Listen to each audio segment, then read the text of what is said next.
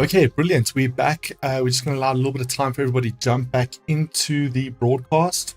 Zaddy is right back into this broadcast. Let's just wait for everybody else to jump back in. I did say I might break the stream. So I think it was a little bit of a premonition. I was reconnecting and yeah, nothing happened. So that is funny. I thought I might break YouTube, but Peter Bank saying, why did you say that? Yeah, I don't know. It didn't seem like a clever idea. So yeah, not the smartest thing in the world to do. I don't know what happened. Yeah, so old Zuck is not exactly super happy with us. But anyway, so I don't know where it died, but I don't know if you guys caught the gist, right? It's pretty much all about the streaming quality. So you want to get all the detail. If you find the details a little bit fuzzy, you're on a phone, you're on a tablet, you just want to be able to zoom in and get a little bit more of that information. You want to up that streaming quality to 1080p, right? Hopefully that message came across and it was worth it. That's hilarious. When I saw the stream broke, I had a proper giggle.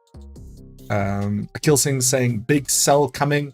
Akil, let us know why. What's your thinking there, brother? Okay, so let's get back into it. Right, so first and foremost, the question earlier before the stream died, or before I broke the stream, I don't think it died, I think I broke it, was how do we see, what kind of prices, what kind of swaps are there on different stocks? So first and foremost, the important thing to understand is when we look at stock trading, we are dealing with CFDs, right? So we're not buying an actual stock, we're buying a contract for difference, which is just about the same thing, right? If you look at ETFs as an example, exchange traded funds, you're not buying the actual fund, you're not buying the individual stock within the fund, you're buying a contract against the whole fund. So ETFs, CFDs, all these other things are pretty much the same thing and mean very, very similar things across the board.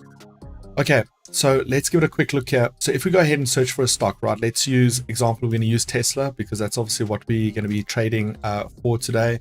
And Tesla's short code is TSLA. If you right click on that thing, you're going to get a specification, right? And the specification will tell us a bunch of things that we need to know. It's going to tell us when the stock trades until, when it opens, when it closes, all of that information. That's all important stuff. The important thing to know, right, is that for Tesla stock, sorry, I want to get into the question. The question was about swaps and about commission. So you're going to see there's volumes, the maximum volumes we can trade, minimal volumes we can trade. So small trade is 0.01, long swap 2, short swap 2, right? So regardless of which direction, you're going to have a swap there. But when it comes to some of these calculations, it's all based on CFD type rates. But the best thing you can do is on a 0.01, place your first trade as a pending order just to see TP levels and stop loss levels, but places your first trade at 0.01 to try and just identify what does that spread look like for you. I can tell you on my side, I placed 2 one-lot positions, and I'll quickly show you that really quickly. I just placed 2 one-lot positions, and I'm also pointing this out because I just want you guys to be aware that markets are about to close, right? Very, very shortly. So on Tesla stock, if you want to get in a trade, I would suggest I'm going in for buys, right? Because of where Tesla is priced. But if you want to get in a trade, you might need to get one in fairly soon because markets are about to close. I didn't expect, so Tesla stock might have already closed, but that's fine. It's not the biggest issue in the world. I didn't expect the stream to be disconnected.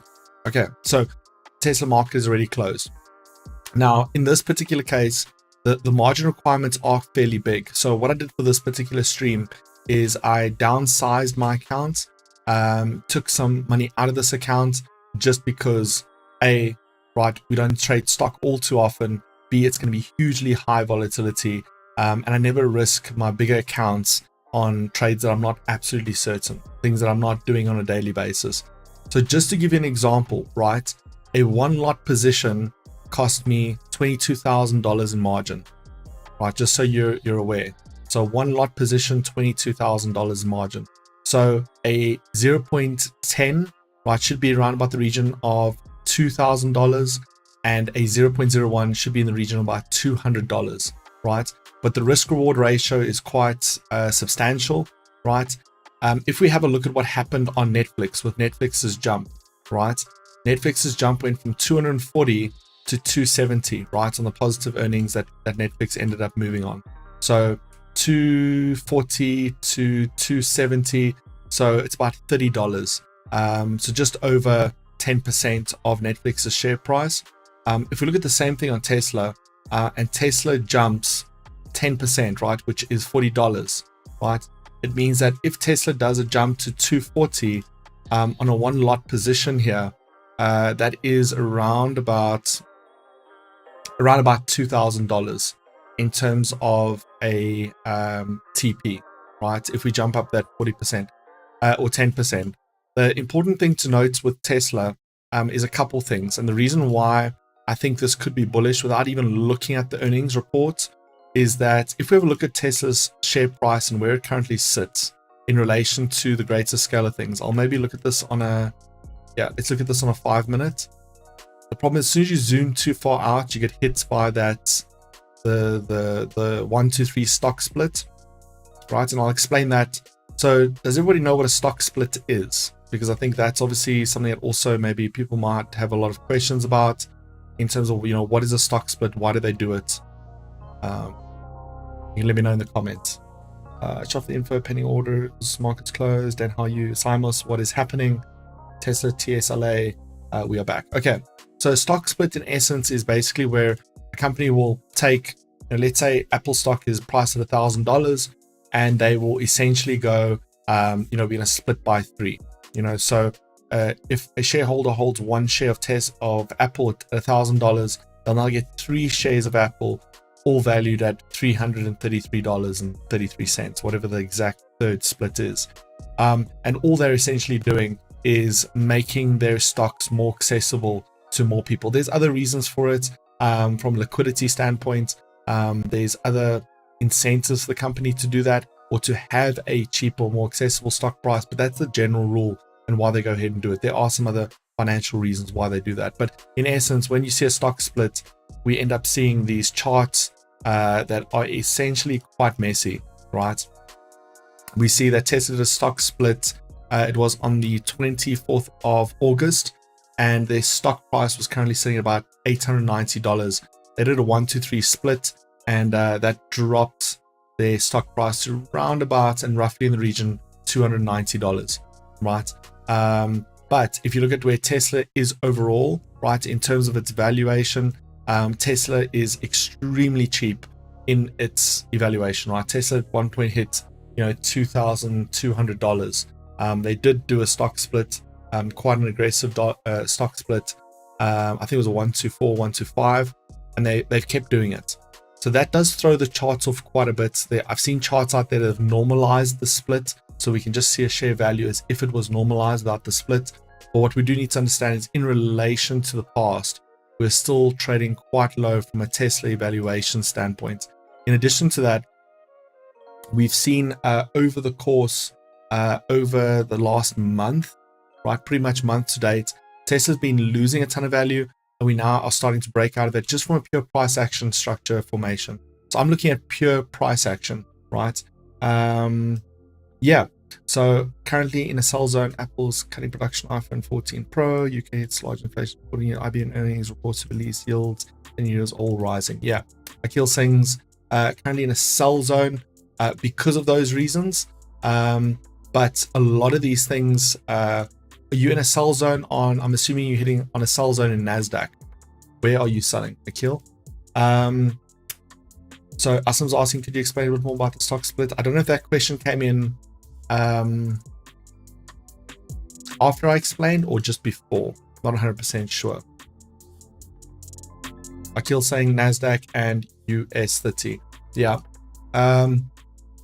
It's all really going to be a price action relation here, right? Mostly the indices markets are not being driven by some of the fundamentals, but mostly on dollar strength, right? So if we have a look at the dollar strength, the reason why we're getting this dollar strength, or the reason why we're getting a sell-off on indices, has nothing to do with bonds, with IBM, with any of the other reasons. It's all currently stemming from dollar strength. So if you have a look at the markets, right, you would assume that Apple cutting production has got zero effect on the dollar, right, and is mostly a knock-on effect onto Apple directly and then into the indice class that it falls in, right? But if you have a look at what's driving markets, what's the driver of the markets is not some of these external fundamental data points, but rather pure price action from a dollar perspective. Now, the dollar is what is essentially causing these low indice rates and what we're seeing across the board. And obviously, a breakout of that is where we're currently looking at. And what we're seeing, and in this moment in time, is we're currently sitting on resistance and certainly a decreasing higher high from that perspective, right? We've gone through the dollar index in the past in terms of where it's currently sitting, but the most important thing to understand is that the dollar is positioned to start taking some hits, right? We had, and the first sign of this was this bear trap that we saw earlier in the week. That was the 18th. So yesterday, pretty much the start of Monday evening and Tuesday, this morning, that bear trap ended, right? That bear trap was the first sign that we could end up getting that weakness. Bear trap happened. We pushed back up into resistance levels. And if the dollar starts to lose momentum now, after a bear trap, there's usually a bull run, and then we see the opposite. So they generally happen side by side. So when there's a liquidity grab, they generally do it in both directions. Another thing to also point out and take note of from an RSI perspective is we are overbought on the dollar. Doesn't mean that the dollar has to fall. We've seen in the past the dollar has pushed through. But just another thing to take note of is the fact that, from an RSI perspective, and this is what I'm really waiting for in terms of this little bull run, is I'm looking at the RSI and seeing, are we going to see that break in structure from the dollar? If we do, that's where I'm going to be extremely bullish on the indice markets. And if we don't, we'll continue to sell off, right? Again, I look at the markets a lot, and I look at a lot of people trying to predict the markets. Again, our job is not to predict the markets. Nobody can. It's impossible, right? What we're trying to do, and look at today, right? We started the show and I said, hey, I really feel like we're going to have a bull push on US City. It was more looking at everything aligning, and it's in that moment that we see we're going to potentially get that bull push. But ultimately, our job is not to predict the markets. Anytime there's a prediction in the market, that's often where you find traders not being profitable, and you look why, and you see it's because they're trying to essentially predict the market. And the second you do that and you're holding a sentiment, you're trading an idea, you're not trading price action. And an idea, remember, when Apple cuts their production, when we see these yields on 10-year bonds, government bonds, when we see inflation, we see all these numbers, what we need to realize is there are massive hedge funds looking at this data and putting this data together and going, okay, what are retail traders going to do, right? What is the perception going to be? So sometimes when the perception is very clear, when the message is combined to give out the same story, in most cases, that's where hedge funds make their biggest money, right? Because why? The public believes based on these factors, it should do this, instead of looking at the market or looking at price. And this is where people hold on to trades that are losers for extended periods of time. As you guys know, I like to have an idea, have a strategy, and if I'm wrong, I want to be wrong immediately. And if I'm right, I want to be right over a period of time. That's just the only thing I must say about that. But I do appreciate you sharing a kill in terms of your sentiment there. We're obviously going to keep a close eye on that. So Netflix, nice healthy jump. Tesla, again, good proposition for a value or valuable buy here. I just want to go back really quickly, and we're going to go and have a look at, what is it that we're expecting. And there's this investors quarterly disclosure page, which I'm going to pop into the group really quickly. So it's in the group. You guys are welcome to open that and follow with me along. But in essence, we have different reports divided up into different meanings, right? So we have what's called a K report. We have what's called a Q report. Now, the Q report stands for quarterly, and the K is essentially a yearly report filed every year for any financially listed entity. So in this particular case, and I'll zoom in a little bit bigger just to get the data behind me a little bit more visible, is when we see these Qs, right, they're quarterly. So they, for the last quarter, they don't come out exactly when the quarter ends. So as an example, the first quarter this year, January, February, March, right? This report comes out generally about a month after that first quarter has ended. So we get that in April 20th, 2022. So it takes about a month for them to compile this data and then release it. And then we get it in this particular form. Now, the report itself is quite intense, right? And if you go and download and have a look at the report, you're going to see a ton of information, right? It's quite a comprehensive data set. There's a quick index, but if you go through it, you're going to start to see like financials like you would see nowhere else. Again, because it's a financially or a publicly traded company, they have to disclose so much data, right? From a cash flow perspective. And again, going through all of these items is what, people spend their lives studying to go and pick out, where things are happening. What we're essentially doing here is we're looking to get a summary of that report, but more importantly, and what we're noticing nowadays is that the EPS, the earnings per share that comes out, right? There's a summary of, two main items. There's a summary of, this is the total revenue that the company generated over that last quarter. And of that revenue, this is the earnings per share. And the earnings per share is basically like saying this is the profit that was generated. And based on the amount of shares that are allocated in the market, if you owned one share of Tesla, you would make X on that, right? $1, 20 cents, whatever the case may be. And those are the two headline numbers that markets generally look at. But there is a lot more detail. As we can see in this report, there are thousands of line items that all mean something. And essentially, what people who trade stocks full-time do is they're essentially getting this report and they're sitting and spending hours reading because they're trying to identify, if the EPS is down, it means has the company reinvested into R&D? Is the company reinvesting into infrastructure or training or new technologies or a new product line, new vehicles? They're looking for that data to justify if an EPS is low, why is that? So on and so forth.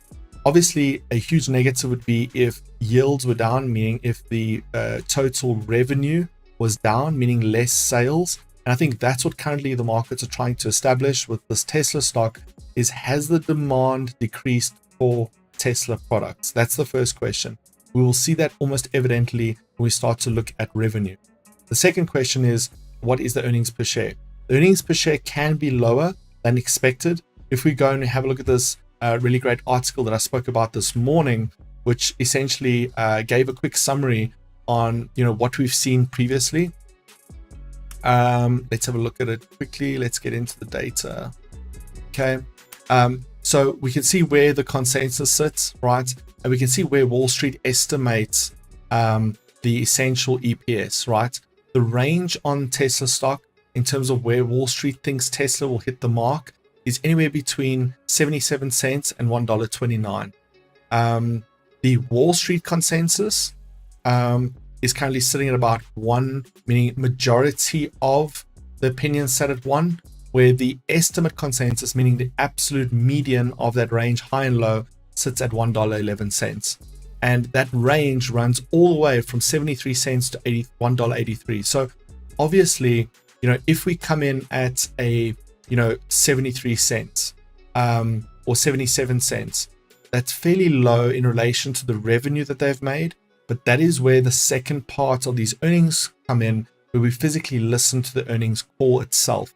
Now, the earnings call itself is due, I just want to see and confirm what time. The earnings call itself is due for 11:30, right? That's when it's due to actually kick off, and it's a live stream basically. We're able to listen to the actual Q&A, where we physically listen to what are the plans, and they speak through their numbers and through their data points. Now, again, because the market is closed, we may get the shareholder deck a little bit earlier. We may get the press release a little bit earlier. But the reality is that the earnings call in most cases has essentially started to be the main driver of how these stocks essentially perform past the market open, if you will. So what time will Tesla market open? So Tesla will open up for trading again at tomorrow's New York Stock Exchange open. So 3:30 tomorrow afternoon. Right? Yeah.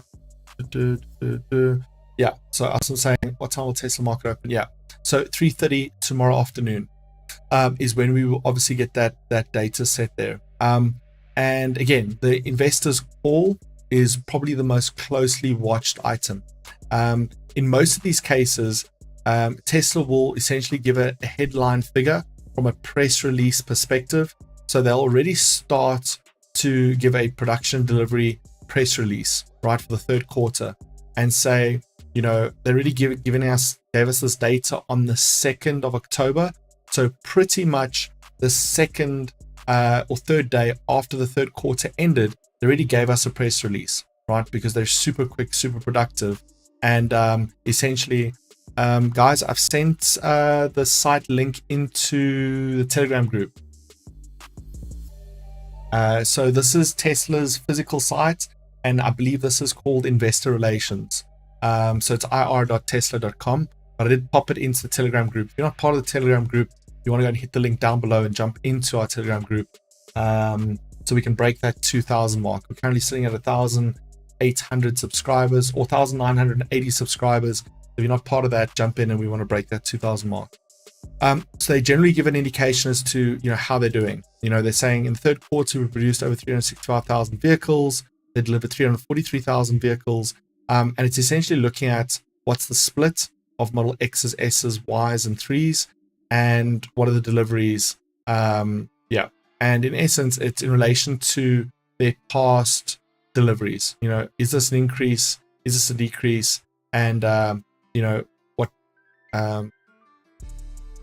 Where is Tesla going? At the moment, obviously the headline news for Netflix was they increased by 2.7 million subscribers, and that's what the world wants to try and figure out. Is this company growing, or is this company decreasing? That's going to be the two big items.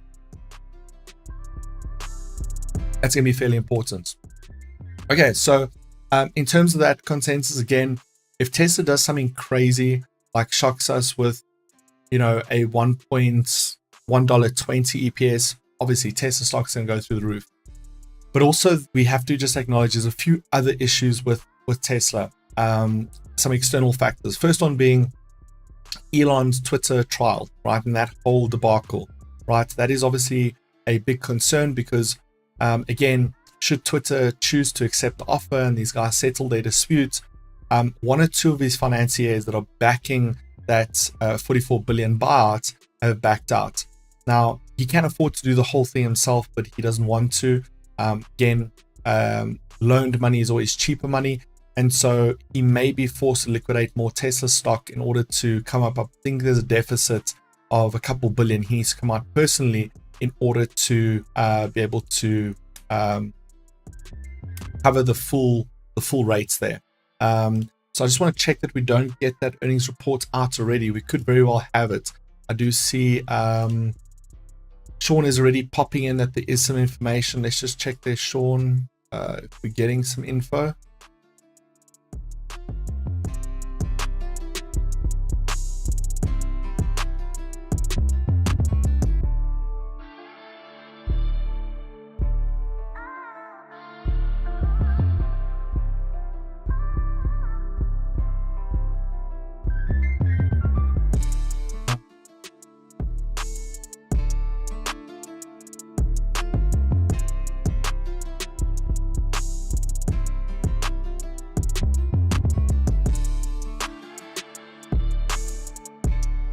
Doing some research.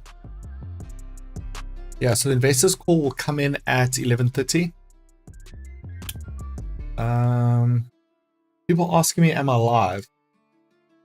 Are they not part of the groups?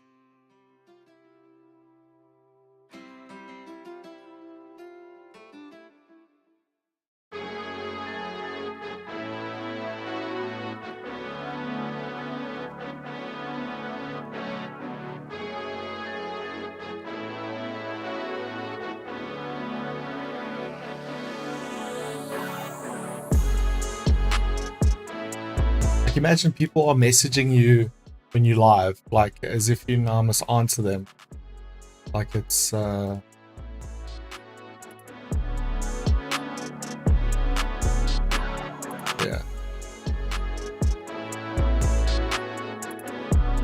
Anyways, let's quickly have a look here.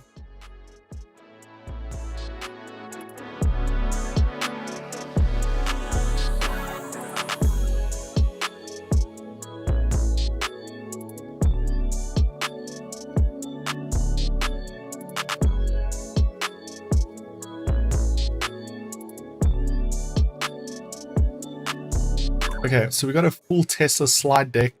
I believe this is for the earnings. Yeah. Okay.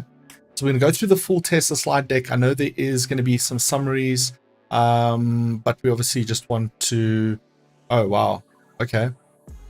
Total revenue grew year on year in Q3 to 21.5 billion.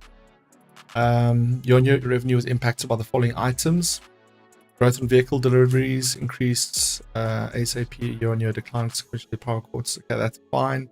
Our operating income improved year-on-year to 3.7 billion, 17.2 operating margin.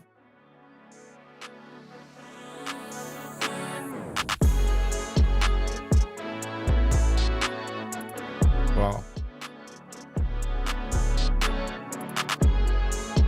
Okay, I'm just reading that. I'll make it a bit bigger.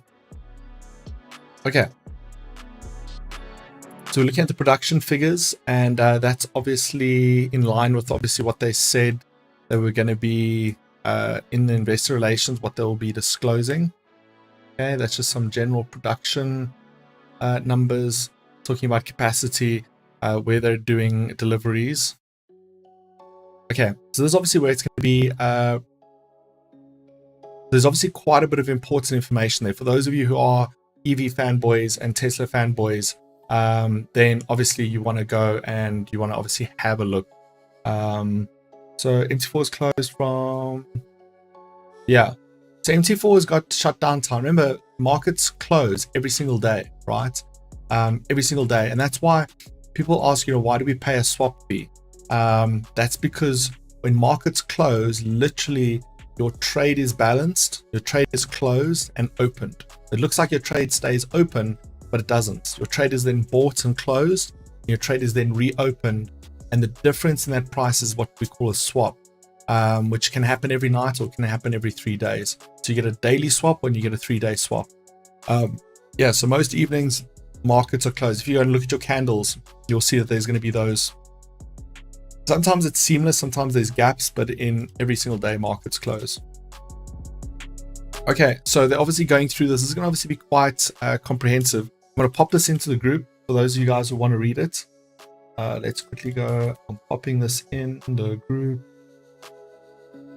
There we go. It's 11.7 megs. So if you guys want to go ahead and have a look at it, you're more than welcome. Tesla's obviously going to do a little bit of marketing here in terms of the gigafactories, in terms of some of their things here. Key metrics. Let's have a look here.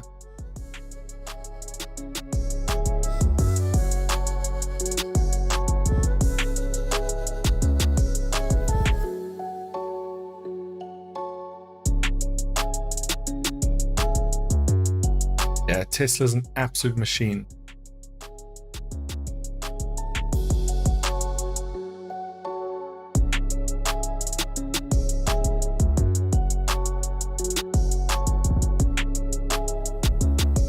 Man, I like the way they do things, right? I mean, even if you just look at their revenue growth, net income per share, basic and diluted. So the basic net income EPS is sitting at $1.05. So Tesla doing extremely well. I can see that Sean did give us a quick summary there on that 22.5 billion in terms of I'm not sure where that revenue, Sean, comes in of the 22.5 billion.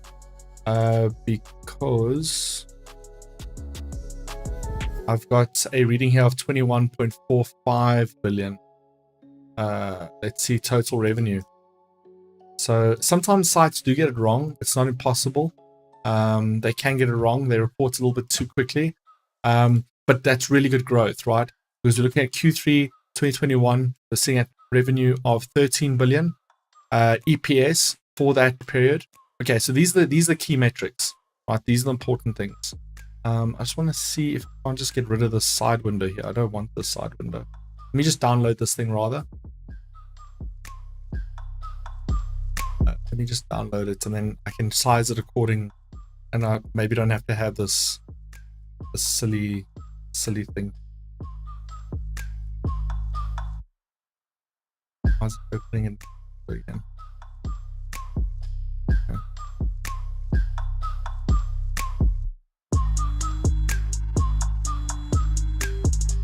Oh, it's downloading to my desktop. Okay, let's dive into it. So we want to obviously be prepared for when the investor call happens, that we're aware of all this other data.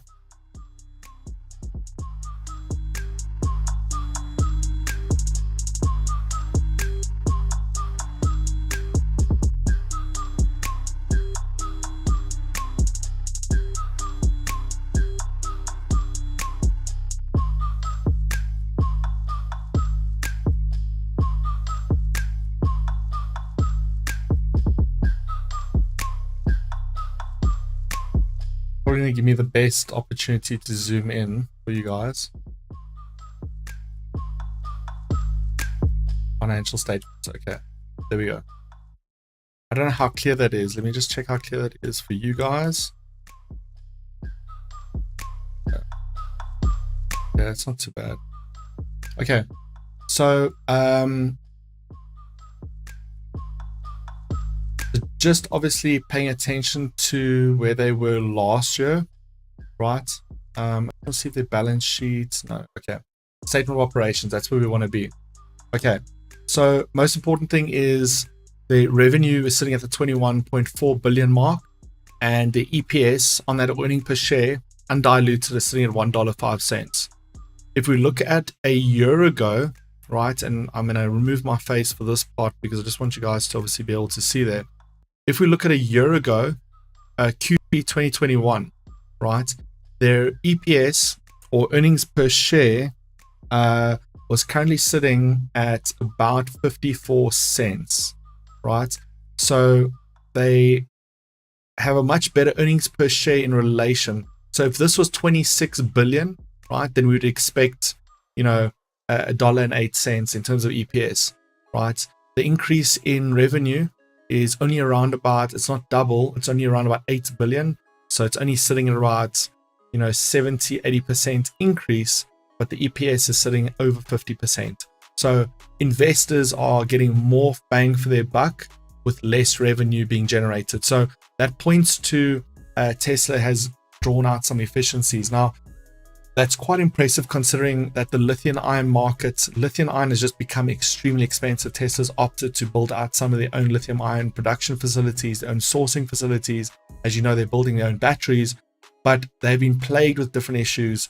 Shanghai being one of them, one of the biggest gigafactories, essentially wasn't great, right? They had a whole bunch of issues. There's a ton of issues in China with especially big companies that are not Chinese owned or 51% local owned or government owned.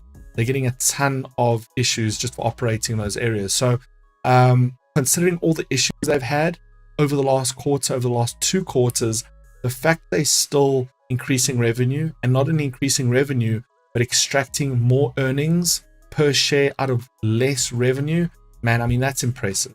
Like, it's really impressive. Like, say what you want about Elon from a, I think he can be irresponsible with some of his actions in terms of buying Twitter, not buying Twitter, saying Doge to the moon, or endorsing any one particular crypto, any one type of investment.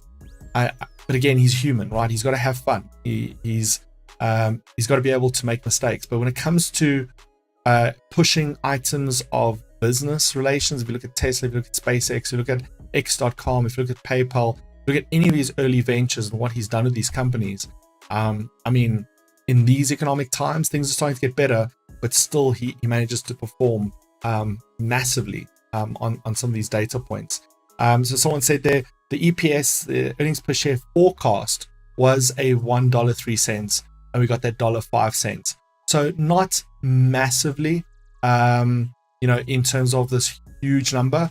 Okay, that's where Akil got the forecast. The forecast is 22.5 billion, and we got that 21.45 billion.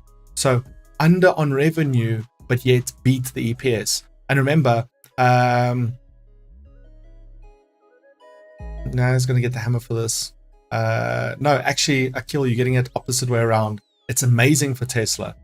Yes, obviously they want their revenue to be higher, but their revenue is still a beat on where it was supposed to be. And again, the investor call hasn't happened, right? We also expect Tesla to announce in this investor call a cheaper alternative to the Model 3. We also expect them to announce further investment into gigafactories. Remember, they're doing all of this R&D and investment while maintaining the EPS to investors, right? Because again, that's what investors expect, their earnings per share. That's what investors care about the most. Also, in addition to that, I don't know how the stock split. I think the stock split, let me just double check this to confirm, because this is more of a guess than anything else. Yeah. Okay. So I think the stock split, right, was on pre-split of pre 3-to-1, right? So the last EPS came out on Tesla's evaluation when Tesla was still trading in the $800, $900 mark range, right?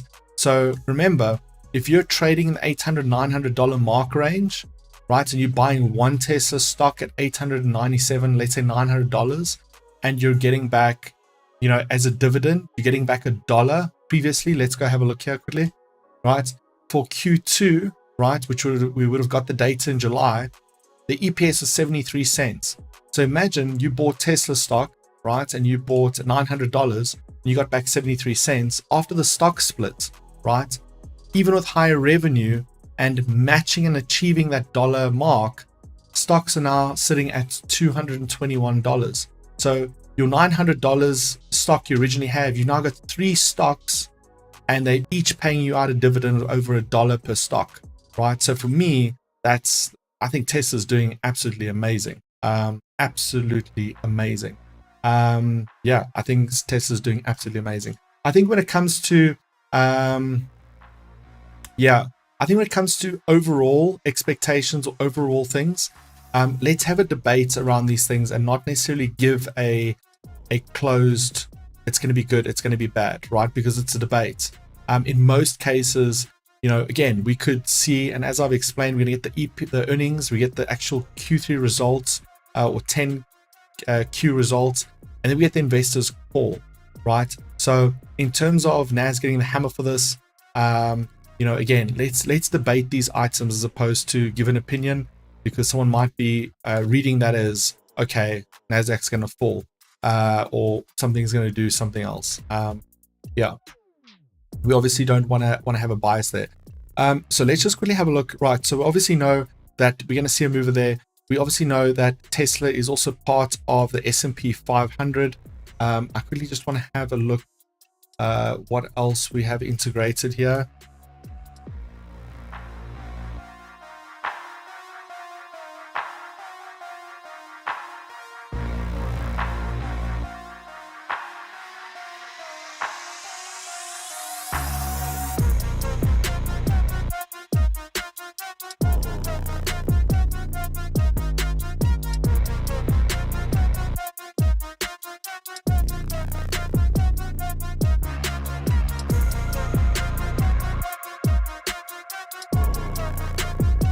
I just want to confirm, I know there was an article, and it came out in about May or June, that Tesla essentially slipped off of the S&P 500 for some reason. Removed the electric vehicle giant from the sustainability benchmark as part of its index fourth annual rebalance after ECG ranks slipped against global peers. The index provider revealed in a Tuesday statement. That was May, June. So obviously I just want to make sure Tesla's a component in the following indices: NAS, S&P. I just want to see if we're in Dow Jones just straight. Okay, we are on Dow Jones. So it's definitely a component in all three across the board. S&P 500. as and Dow.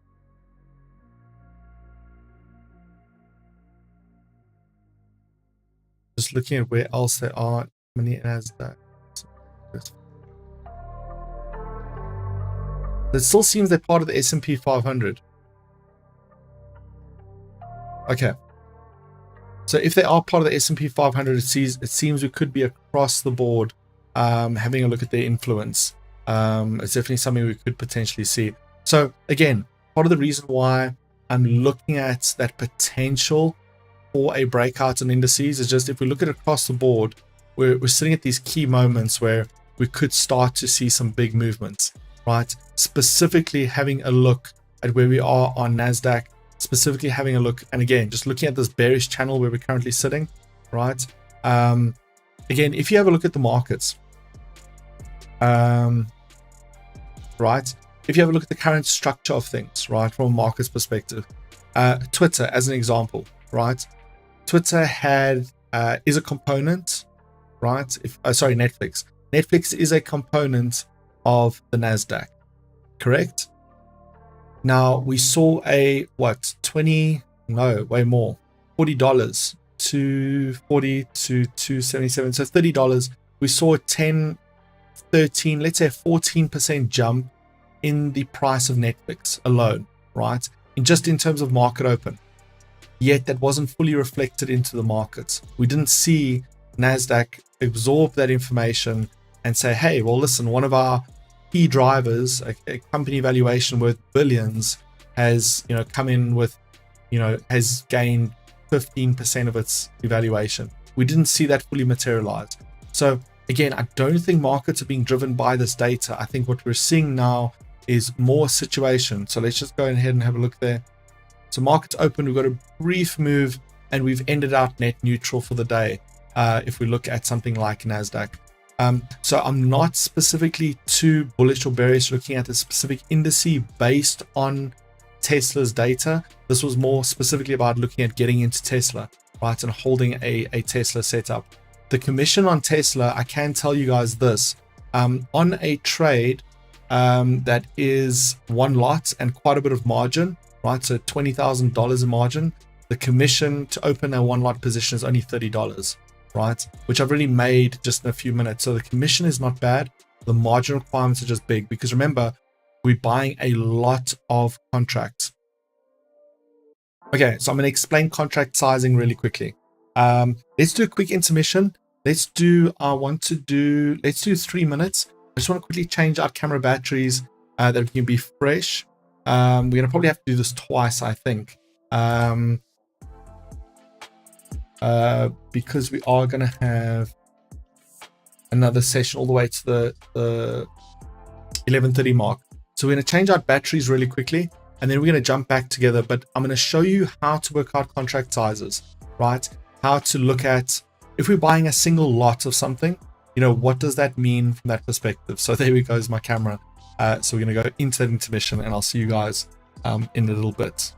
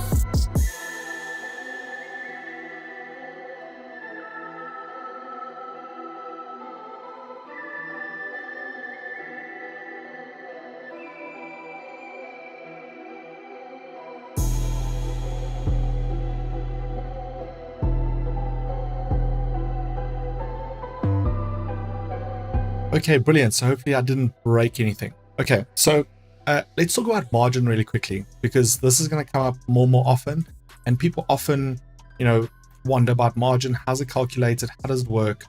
So let me show you guys this really quickly. Okay, so let's look at this. Let's look at this Tesla stock as an example, right? At the moment, we're currently looking at $221, right? Now, if we bring up our calculator, let's just see here, calculator.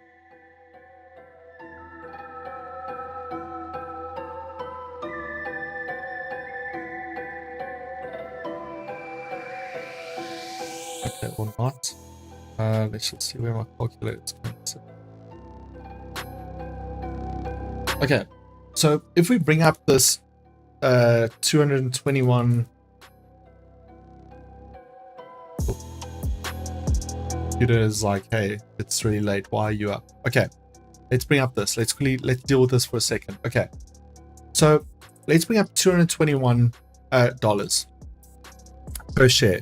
Now we know that if we're looking at something like a standard lot, in most cases on currency, right, we are in essence buying, right? If we look at currency, we're buying, we know that one lot is 100,000 currency units. When we look at stocks, right, one lot stands for 100 stocks at that particular share price. So if we take 221 and we times it by 100, because I'm buying a one lot position, right, we can see that that is $22,000, right? Just in terms of margin requirements in order to handle and hold that stock. Now, if that stock goes from, let's say, $221 to, let's just use a round number. So it goes from $221 and it moves to $321, right? And at a standard lot, that is $100 stock move, right?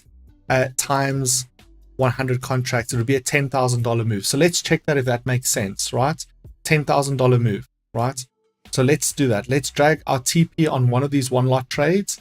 I'm going to drag that to $321, which is right there.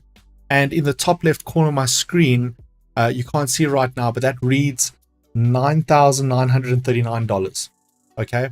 So when it comes to stocks, right, when you're buying a full standard lot, you're buying 100 contracts of that stock. When it comes to FX, right, when we place a one lot order, it means that we're placing 100,000 orders against that currency. And that's obviously where leverage comes in, to be able to take bigger trades with less money in terms of margin requirements. So when we look at it, that's essentially what ends up happening, right? We're essentially buying out 100 stock. So if you place a 0.01 on, let's say, Tesla, then you're placing one trade, and that margin requirement would be $221 because you're placing one trade.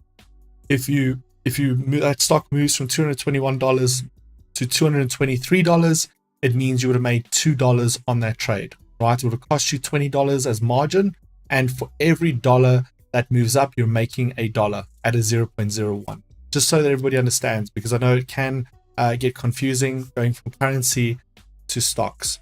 So to summarize, when we look at the margin requirements, you're essentially looking at the lot size you're placing. If you're placing a one lot trade, you're essentially buying 100 contracts of that stock. Now, again, it can change from broker to broker because they can do different gearing, right? So it can be, in this case, Globex really likes to use 1-to-1 ratios. Even with something like US City, it's a 1-to-1 ratio. But other brokers use, let's say on US City, they're using a 100-to-1 ratio. So when you're opening up a 0.01 as an example, on other brokers, you're not just opening up one contract of Dow Jones as an example, right? It's much different, obviously, in relation. So obviously that's important. But when it comes to stocks, it's a 1-to-1 ratio, and you're not opening up 100,000 contracts, you're opening up 100 on a standard lot. So that's obviously also important to understand. It does mean the margin requirements are quite big, but that's obviously part of the game. It's part of the way things work. So if you've never understood margin, or you're trying to understand margin a bit better, That's obviously something that you do need to understand. Now, there is a pro and a con of having super low margin, and a lot of brokers out there, specifically moving into third world countries. Like if you look at the US, right? Margin requirements are high and leverage is low, right? Why is that? Because if we have a look at something like the housing crisis, we have a look at, these credit default swaps, and the issues that happen there. These things happened from massive margin levels or massive leverage tools, right? They were leveraged tools. And again, what ended up happening there is the margin in order to participate in some of these credit default swaps, or specifically some of these downgraded bonds or these grouped bonds, the leverage was super high and the margin was super low. And so once the housing crisis and crash happened, it pretty much became mandatory that for the US and US clients, most US clients don't get more than 30-to-1 leverage. Rashad's asking, why is price not moving? We're still in market close. Price will only start moving. Let's see. Are you talking about why is price not moving on Tesla or in other things? So I'm just reading the question there.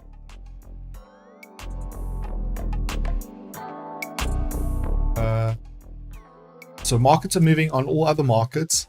But remember, Tesla will only open up. Rashad, so Tesla will only open up. So stocks are only traded in hours, right?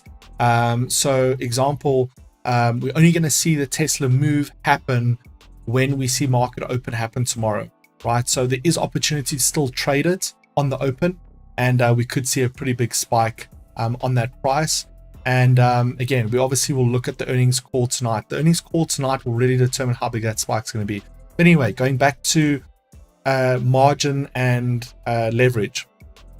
So after the 2007-2008 housing bubble crisis pop, whatever you want to call it, all brokers in the US were limited to say the most you can offer a US client is 30-to-1 leverage, and margin requirements were high. For the reason being that when you have higher margin requirements, right, it means it's safeguarding your account, right? When the margin requirements are tiny and leverage is super high, the chances of you blowing out is very, very high, because it means you're using a very small amount of money to place a very big risk in the market. And again, because leverage is essentially, people ask for 1,000-to-1 leverage, the liability or the likelihood of someone blowing out on that type of leverage is extremely high. Most professional traders, and as soon as you start moving, when we say professional traders, I don't call myself a professional trader. I'm a retail trader. When someone calls themselves a professional trader, this is where you're working for a fund. You're managing money, right? That's a full-time career. If you're managing your own money, you're in the retail side. Okay. So we're all retail traders here. If there's a professional trader here, let me know. Be glad to hear from you. But in all those cases where big money is managed, there's almost never leverage applied, and there's always full margin, meaning 1-to-1 ratios. When you look at big money doesn't use these sort of tiny margin requirements with bigger leverage, because it's designed to become more accessible to more people. And a lot of brokers that move into third world countries, especially international brokers, they'll come into developing countries that their financial laws are not fully intact and people aren't used to trading markets or haven't been educated in trading markets, and they'll say, hey, listen, we'll give you 1,000-to-1 leverage, and we'll give you tiny margin, and we'll give you 100x contracts. That is where you can trade, with $10 or $20 or $50, a very, very volatile market. So what you need to understand is low margin requirements, high leverage, aren't necessarily a good thing, and especially geared ratios on contracts. These aren't good things for sustainability. The further you go from an account size, the more you drop your margin. And a lot of the clients that have been with me for years have always advised this. Once you go over certain levels, once you go over 100,000 mark, and then you go over the 500,000 mark, once you go over the million mark, you start to decrease your risk, you start to decrease your leverage, and you start to decrease your margin. You actually want bigger margin requirements so that you're only opening certain size trades, that you're only opening a certain ratio in relation to your account. So just to understand that. You know, people always want these tiny margins. They want massive gearing, and they want massive leverage. Just so you understand from a trader's perspective and seeing the pattern of the path, that is not always the best thing for you, right? Obviously, from Globex's perspective, we want to remain competitive. We want to make sure people get what people want. Even if what they want isn't necessarily good for them, we'll always remain competitive. But just in terms of a personal advice, this is not the opinion of the company. Obviously, I don't speak on behalf of the company, but those things aren't always good for you long term. And you'll see that and understand that over a period of time. And as you get more used to trading and you build up your confidence in your trading career and journey. Okay, so we are looking like we are in market close. We do close up the last 15 minutes of a market. Oh no, we're not. We're still market open. So anytime you're looking at and wondering about a market close, just go to the previous day, right? And always understand that MT4 is running an hour ahead of time. So in this particular case, there was a market close from, if we look at yesterday, right, at 10:15, markets shut down for 15 minutes. And then again, if we look at, let's see here, at 11 o'clock, just before 11 o'clock, markets shut down until 12 o'clock. So from 11 till 12, markets are offline. So when we get that earnings call, right, opportunity may lie specifically or lay specifically in US City, in US 100, NASDAQ, so on and so forth. So just looking at last night as an example, let's look at what happened on Twitter to maybe better understand, Twitter, keep saying Twitter. Let's have a look at what happened on Netflix to better understand what we could potentially see happening this evening on the earnings call. So let's dive into it really quickly. So here is last night, right? So markets closed. We got some of that data on the Netflix stock that came out at about 10. Markets had a little bit of a pause, and then ultimately, let's just see here, right? At that point, markets closed, and then we got the investors call that happened, right? So markets closed at around about 11:15, which is about the time we are now, and then we got the markets open up.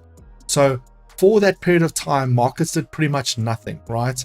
But then we did get a 600-700 pip spike toward the top side on some of that news. So it can have an effect, but it's maybe not as great as what you'd expect from, let's say, something like a New York Stock Exchange trading session, right?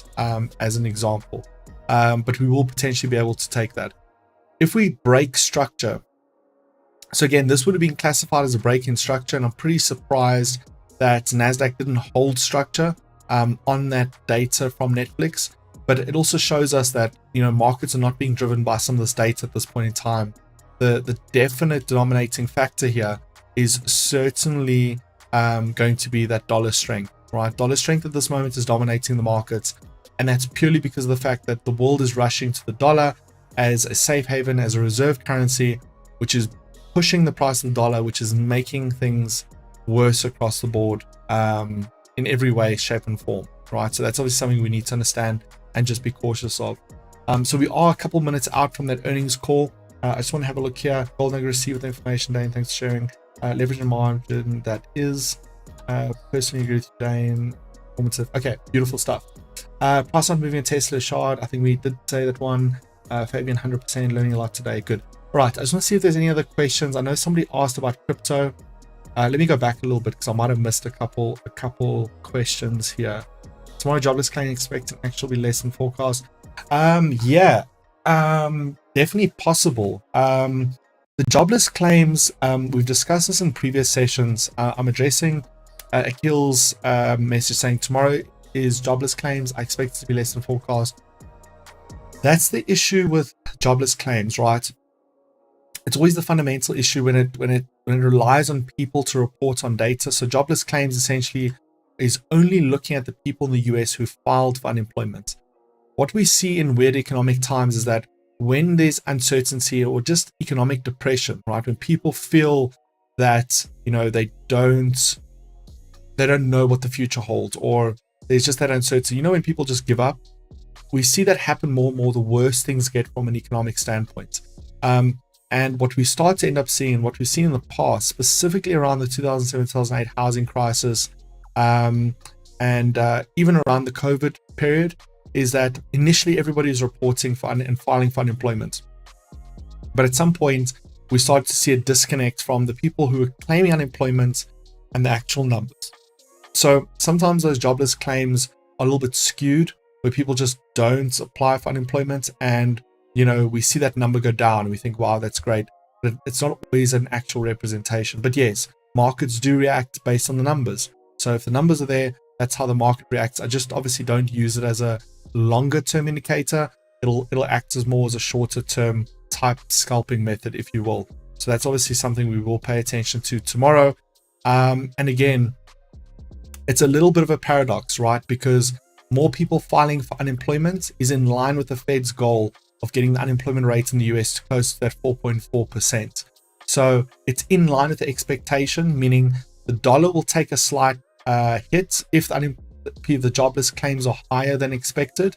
The dollar will take a slight hit, but we will end up seeing that it'll be in line with the Fed's goals, and we'll see that big move there. Someone's saying there that does it mean price will gap down to informal markets open up? Shard saying Tesla's down to 206 on TradingView. We can have a look at that really quickly. So some markets do pay for after hours data. So I mean, if we go and Google, let's see here. Let's go Tesla stock price.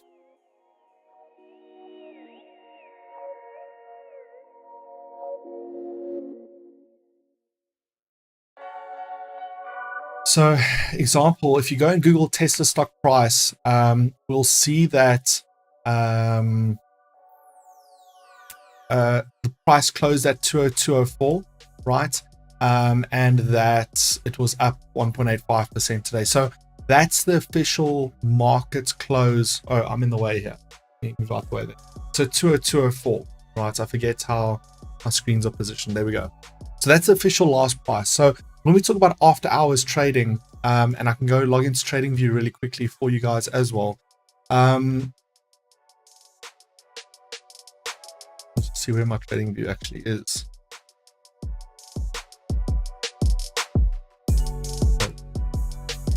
So in some of these cases,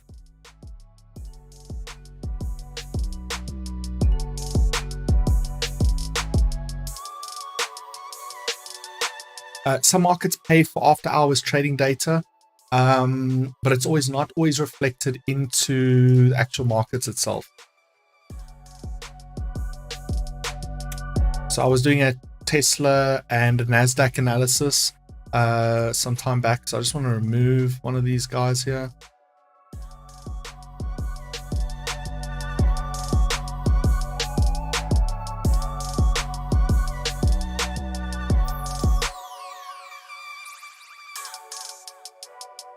Okay.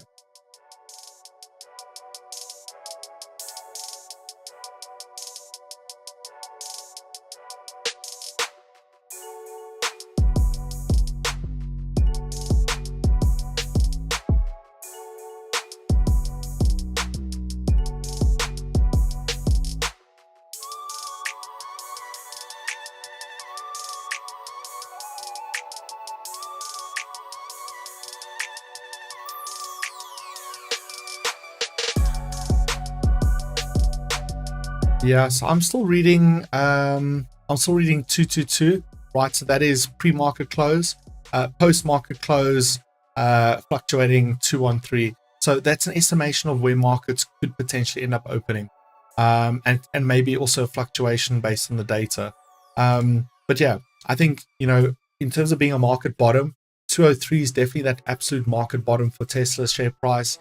And again, when the investor call happens, this will be also a good way to obviously see what ends up happening here from this move, right? We could see a bunch of volatility, and it's not always accurate, right? When we see post-market data, markets don't always open at that data price. That's obviously just important to understand, because their shares are physically being stopped from trading, right? So they're essentially queuing up some trades and then simulating where markets could end up being at the point of open.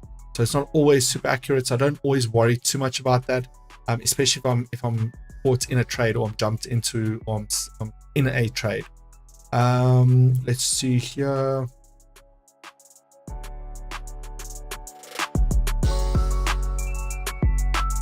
Yeah. Okay, cool.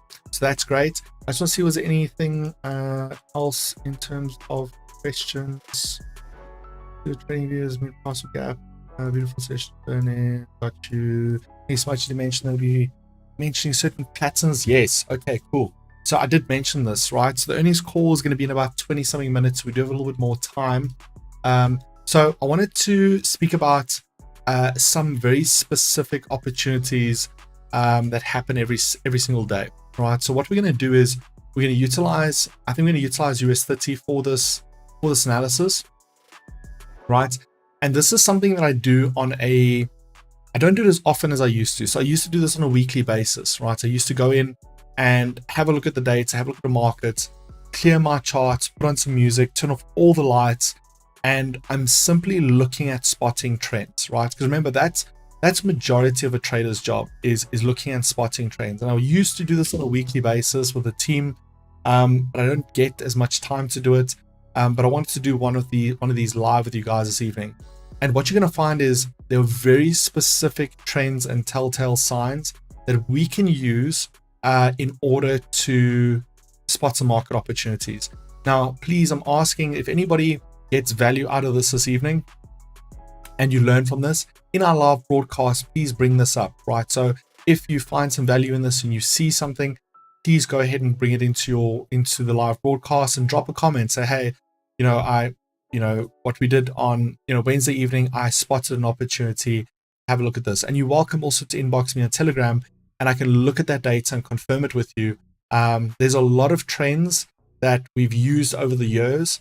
The trends work for a couple months, and I think that's maybe the biggest reason why, how many of you guys have seen all these algorithms and bots online, right? I'm sure everybody's seen it. If you've seen an algorithm or bots online, just put your hand up in the comments, and I'll explain to you why they don't work, and I'll summarize it very, very quickly.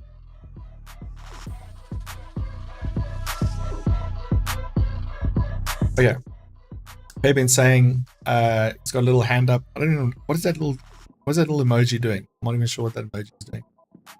Oh, it's a little wave. So Shad, I'll explain it as well when it comes to strategy. Okay, so most people seen bots, right? Now, when it comes to a bot, what is a bot doing, and how are bots programmed? And in most cases, they're code, right? They're code saying, we're looking for X, Y, and Z, and if this happens, then do this. Rules, right? So I'm looking at this, I'm looking at this, I'm looking at this. If that happens, then this. And a lot of the times, bots are trained to just spot patterns, and it's a pattern a human has found and seen that the bot is now executing without emotion. So a lot of the times, you will see a bot come into the markets. It will be profitable, but it'll be profitable for a limited time only, right? Because of the reason that trends tend to come in and go very, very quickly. And when bots are developed, they developed on past data, right? Backtesting is based on past events, past data, and in most times, right, they're based on a tick or a market movement that has already happened, right? There's no way to forecast the future. There's no way to forecast volatility. There's no way to forecast, potential price moves. It's just looking at past data. So in most cases, when a bot launches, I've seen lots of profitable bots. I'm not saying bots don't work, but I'm giving you the reason for why they work temporarily. The reason being they're using past data to look at efficiencies and go, okay, great, that's fine. Also, the quality of the data that they're using in terms of the past analysis will have a bunch of things in it, right? So it can have a bunch of bugs, and people pay and buy tick data. You're buying millions and millions and millions of ticks every single time. When we open up, you open up a new order, right? Example, this market was moving, and we were let's say looking at Forex or something else like that, and we were physically seeing some sort of movement. every time we see a little movement, and that's a tick, right? Every second the market reports, I'm at this position, I'm at this position. So anyway, so developers pay for ticks. They buy millions and millions of ticks from different sources. They backtest based on that information. If the backtest works, they forward test with real market data for a period of time. They make alterations, they make tweaks. The reality is that when we see patterns are seasonal, patterns change. And that is why I highly incentivize people, instead of relying fully on an indicator or a set of structure that will eventually change, learn to identify and read price. And again, thus price action, because when you need to adapt strategy, when you need to adapt your trading rules, you can do that in real time. That's what we're going to do together now. I'm going to show you how to do that. But in essence, the reason why a bot doesn't work is that it works temporarily based on a seasonal type of move. So often when we do these types of analyses, we'll find these amazing opportunities. They stay valid for 3 weeks, 4 weeks, 6 weeks, a month, 2 quarters, as an example. But once that season is done, that shift moves, the disconnect, the correlation breaks. We see that the shifting times tend to change. More volume comes into that market. So the traditional stop loss method and trailing stop methods, all from a set requirement perspective, end up changing. And that's where strategy needs to be adapted. Different instruments need to be looked at. Some instruments become more profitable than others. So again, that's why you'll see, it doesn't matter how much you pay for a bot, right? Nico's saying if you get the bot, attach it to a demo, trade the opposite of the bot of your live accounts, you'll make money in your live accounts. So Nico's actually very right. It sounds, I know he says just joking, but he actually knows the truth as well. In most cases, when people buy these bots, your best chance at profitability is just do the inverted whatever the bot's doing, right? So if it's saying buy, you just do an opposite command on your live account for a sell. And in most cases, I see bots selling online. These guys are charging 15, 20,000 Rand for a bot, and it blows people's accounts, right? That's what it's actually designed to do. It's not designed to make people money. The reality is, if there's a bot out there that can make more than 5-10% a month, right, that can do that sustainably, that has done that sustainably for even just one financial year, we wouldn't have poverty. Think about it. If there was a bot that could do 10% a month and it's done that for the last year, we wouldn't have hunger in the world. Why? Because then a fund could just chuck $10 billion into that fund, and it's doing 10%. It's making $1 billion every month. That fund doubles every year, and there's 10 billion Rand created out of thin air. In addition to that, you must also understand that hedge funds, a lot of big money, are spending hundreds of millions, if not even into the billions of marks, $1 billion mark, to develop algorithms to spot trading patterns. So when we talk about smart money is not just smart because they know what they're doing with their money, or they have a long-term goal, or they don't suffer from the same greed that, let's say, smaller accounts or smaller money is. They have a massive advantage. When you talk about hedge funds, the guys are developing AI and algorithms and machine learning to understand the human psychology. They've got billions of trades worth of data from everybody, from you, from me, from everybody, that they buy that information to understand, okay, when does Nico place a trade? When does Dane place a trade? Under what circumstances does he place that trade? What is his win-loss ratio? When does he lose the most money? When does he make the most money? Remember, everything now is about data. So they're not only smart money because they're actually moving money in a smart and in a long-term trajectory. They're studying our trades, right? So when they see that, okay, on a human psychology standpoint, it comes down to silly things. Like in a particular area, right? If, example, in South Africa, right, it is extremely overcast, there's thunderstorms, it's raining, there's floods happening, I can promise you now, you'll be able to see in the data, without even asking people the question, the mood and the psychology of individuals just based on weather, right? There's studies that have found that weather affects how we trade, just from a trade direction and risk perspective. Data is king. They're gathering data on all of these human emotions, on all of these trading patterns that humans do. And remember, one of the first things that they do, which is more important than gathering patterns on us, is gathering patterns on bots.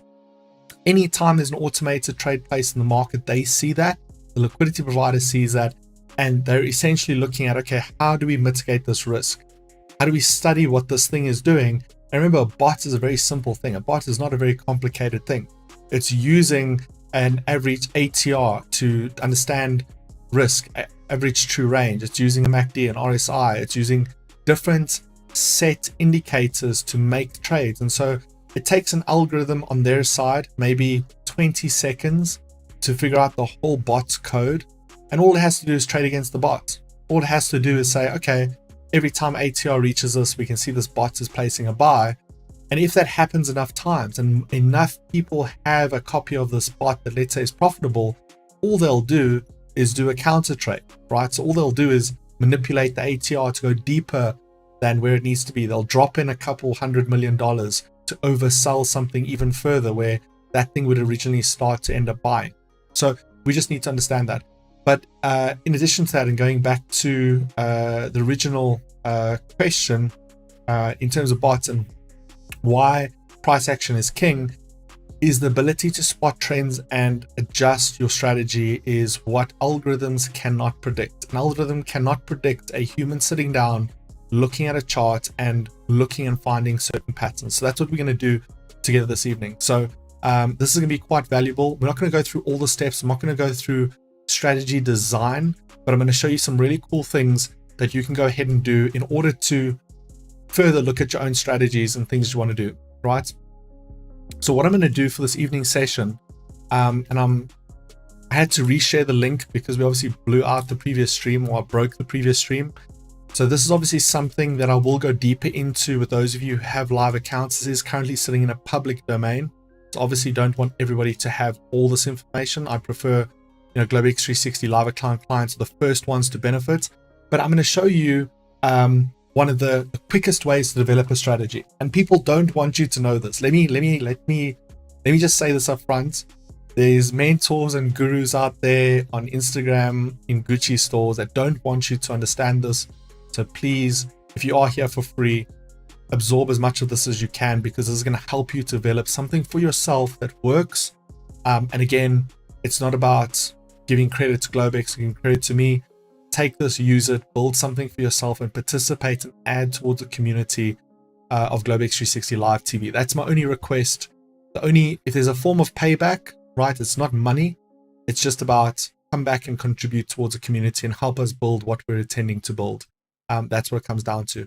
So the quickest thing I can show you in order to build a strategy is we're going to add two things here, right? We're going to add in an RSI, okay?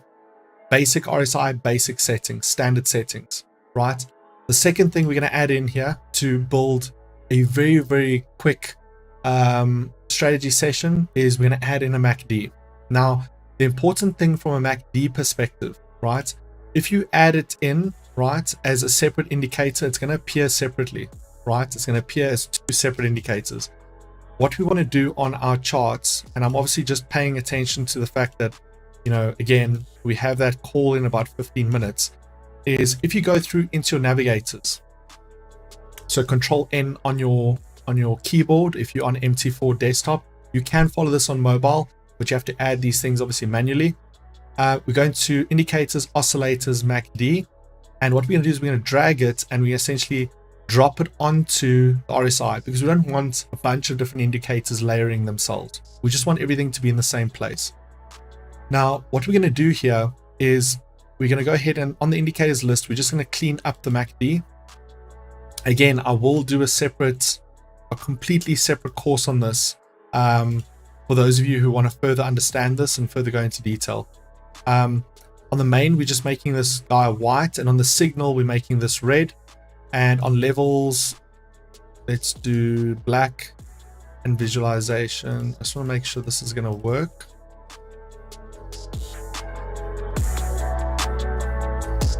See, I don't break it. Yeah, it's not too bad. It's not the best looking, but it's not too bad either, right? Okay, yeah, it's not too bad. Okay. I don't like it. Let's just see if we can get a better color tone here.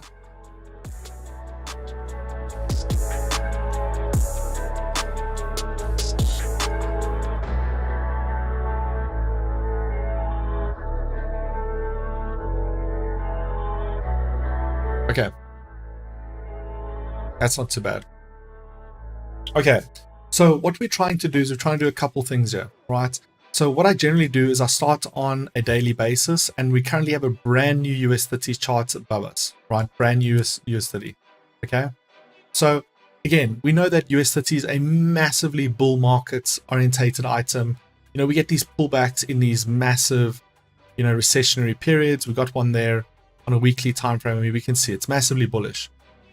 So this doesn't care whether it's a ranging market. It doesn't care whether it's a bullish market. It really does not care what state of market it is. We only care about the data, right?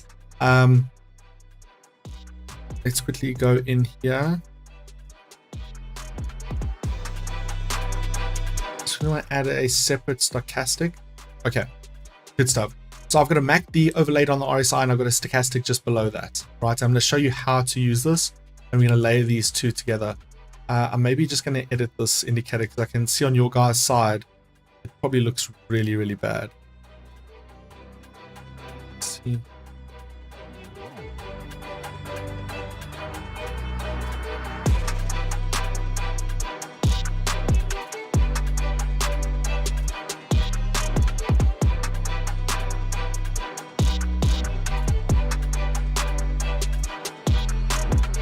That looks even worse.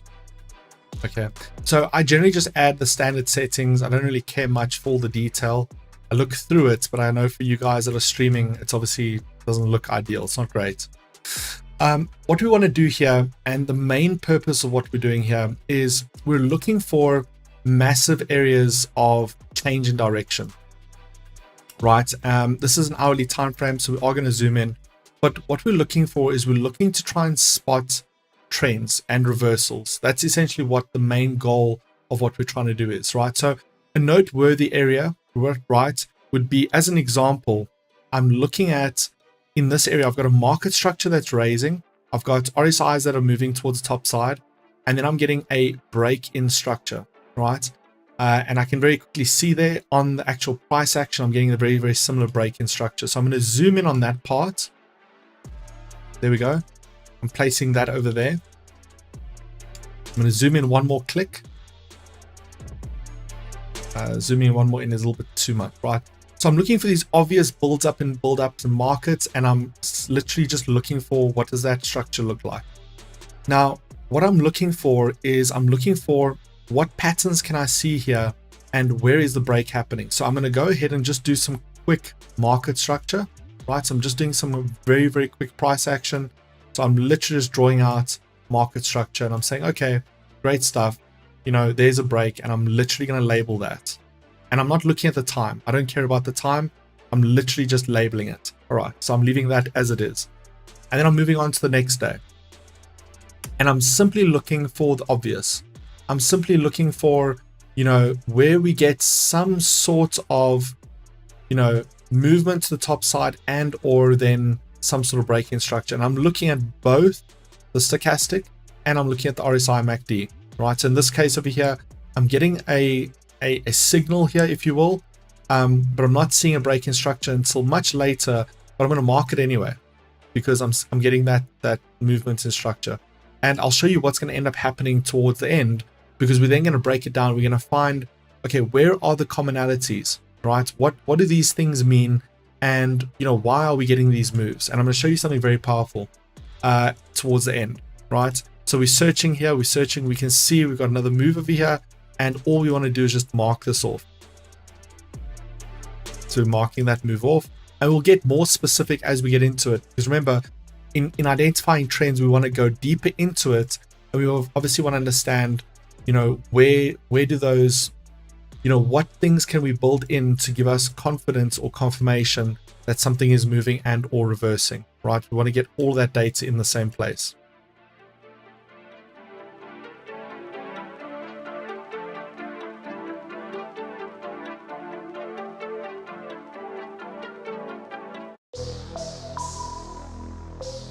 Okay, so I'm seeing something else there. So if I go quiet, it's just because I'm busy thinking.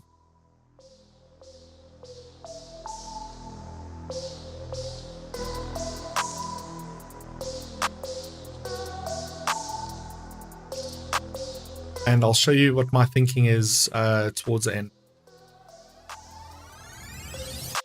Now again, just because obviously I've got two of these indicators side by side, it's going to make the chart a little bit squirrely. So you want ideally as big of a screen as possible to do this on. I am on hourly, and we'll get more information when we break that down and we go into a little bit more detail.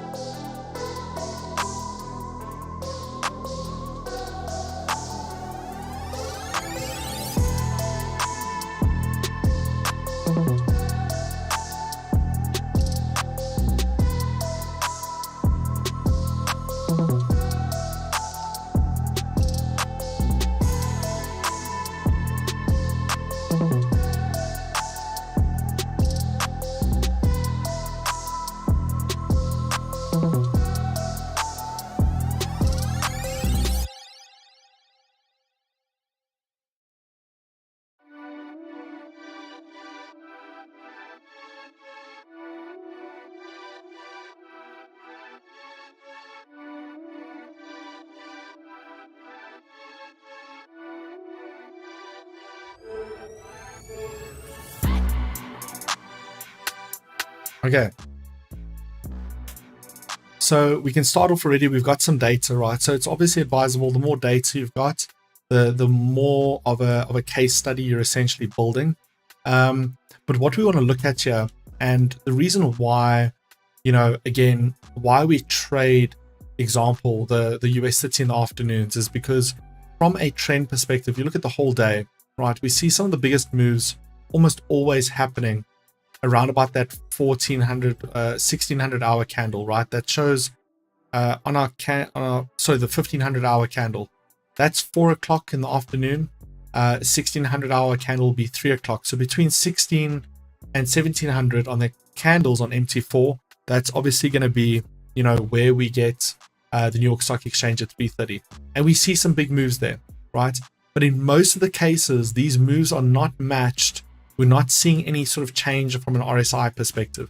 We're only potentially seeing a change from a price action perspective. But I want you to have a look at this, right?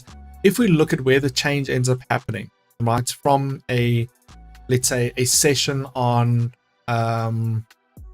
New York Stock Exchange, right? Have a look at this from a price action perspective, right? If we draw our price action out dead straight, what ends up happening? Right, let's draw it as accurately as we physically can. Right, that's what ends up happening there, right? So New York Stock Exchange open, we see a market drop. There was no indicator that's going to help us with that, right? There was no pre-leading or preemptive thing that's going to help us that. But what we see in terms of the next trading day is we trade fairly flat, right, until the next evening, right? So when there is a flat day of trading, what you're going to notice if you go back onto the charts, every time there's a flat day of whether it's US 30 as well as NASDAQ, and the last time I checked, the same thing happened on German 30, is when we have a drop in a market on a New York Stock Exchange open, markets end up trading flat. The next trading day that evening, right, on markets close, we generally break structure, right? So have a look at this, right? So next evening, right here in this market structure, we then break structure for the very first time, 1 a.m. in the morning. And on that evening, 1 a.m. in the morning, we see that massive sell that happens all the way to the next New York Stock Exchange. That's 6,000 pips, right, on its own, right? And again, all we're doing here is we're looking at price action, markets breaking that price action, and then having another move there.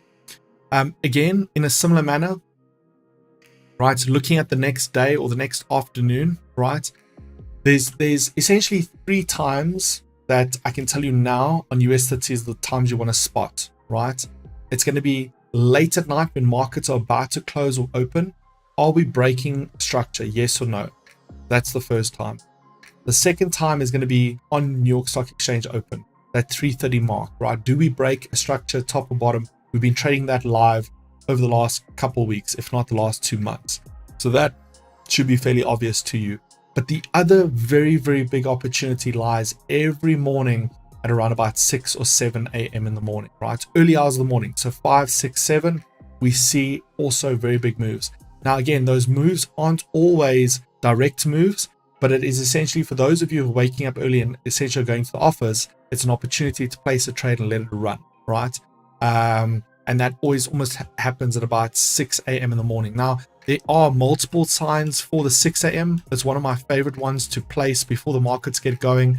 The first thing being on an hourly, we almost always get an RSI structure. So just behind my head here, you're going to see an RSI structure breaks before the market breaks. We get that 6 a.m. run from, let's see here, from about 6, 7, so from about 8, 9 in the morning, we get that movement down. But by 6 a.m. it was identified, let's see, there at 6 a.m. it was identified that, hey, this could end up happening. And the stochastic will help with just that changeover in momentum. So I generally look at the last 6 a.m. move and when that changeover in momentum is going to end up happening. Now, we are going to continue this, obviously, but I just want to quickly switch over so we don't miss that investor's call, because obviously that's what we're here for, right? First and foremost.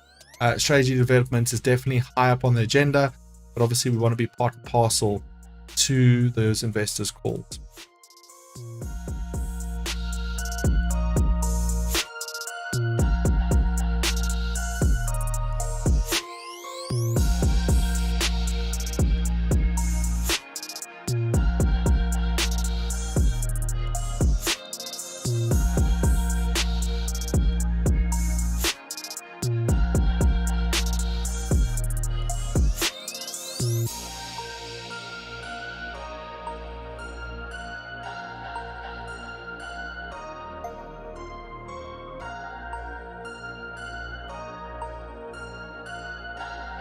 I don't know if this thing's going to try and send me an email. I know each company has their own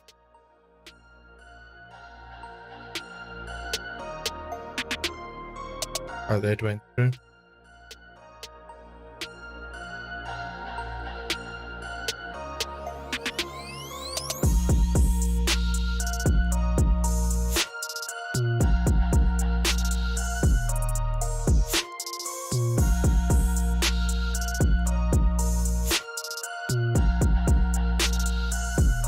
See here.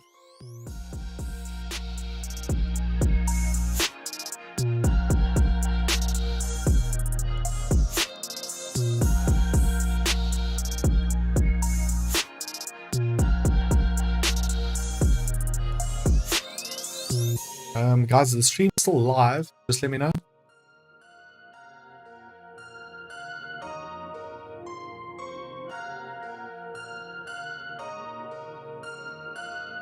Okay, cool. Yeah, my oh, that might be the old stream. Is that the old stream? Might have been. Let's see. Okay, cool. Thank you.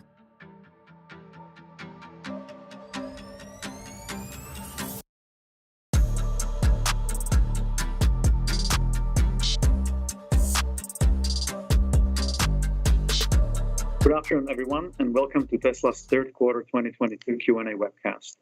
My name is Martin Viecha, VP of Investor Relations, and I'm joined today by Elon Musk, Zachary Kirkhorn, and a number of other executives.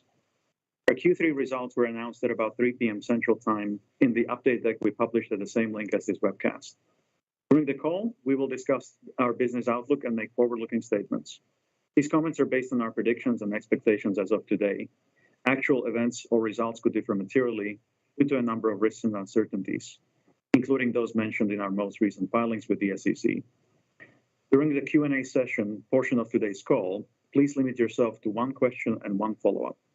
Please use the raise hand button to join the question queue. But before we jump into Q&A, Elon has some opening remarks. Elon? Thank you, Martin. So just to do a Q3 recap, Q3 was another record quarter on many levels. We had our industry-leading operating margin reach 17%, and our free cash flow surpassed $3 billion in Q3 and approached $9 billion in the past 12 months. As our factories ramp, we're looking forward to a record-breaking Q4.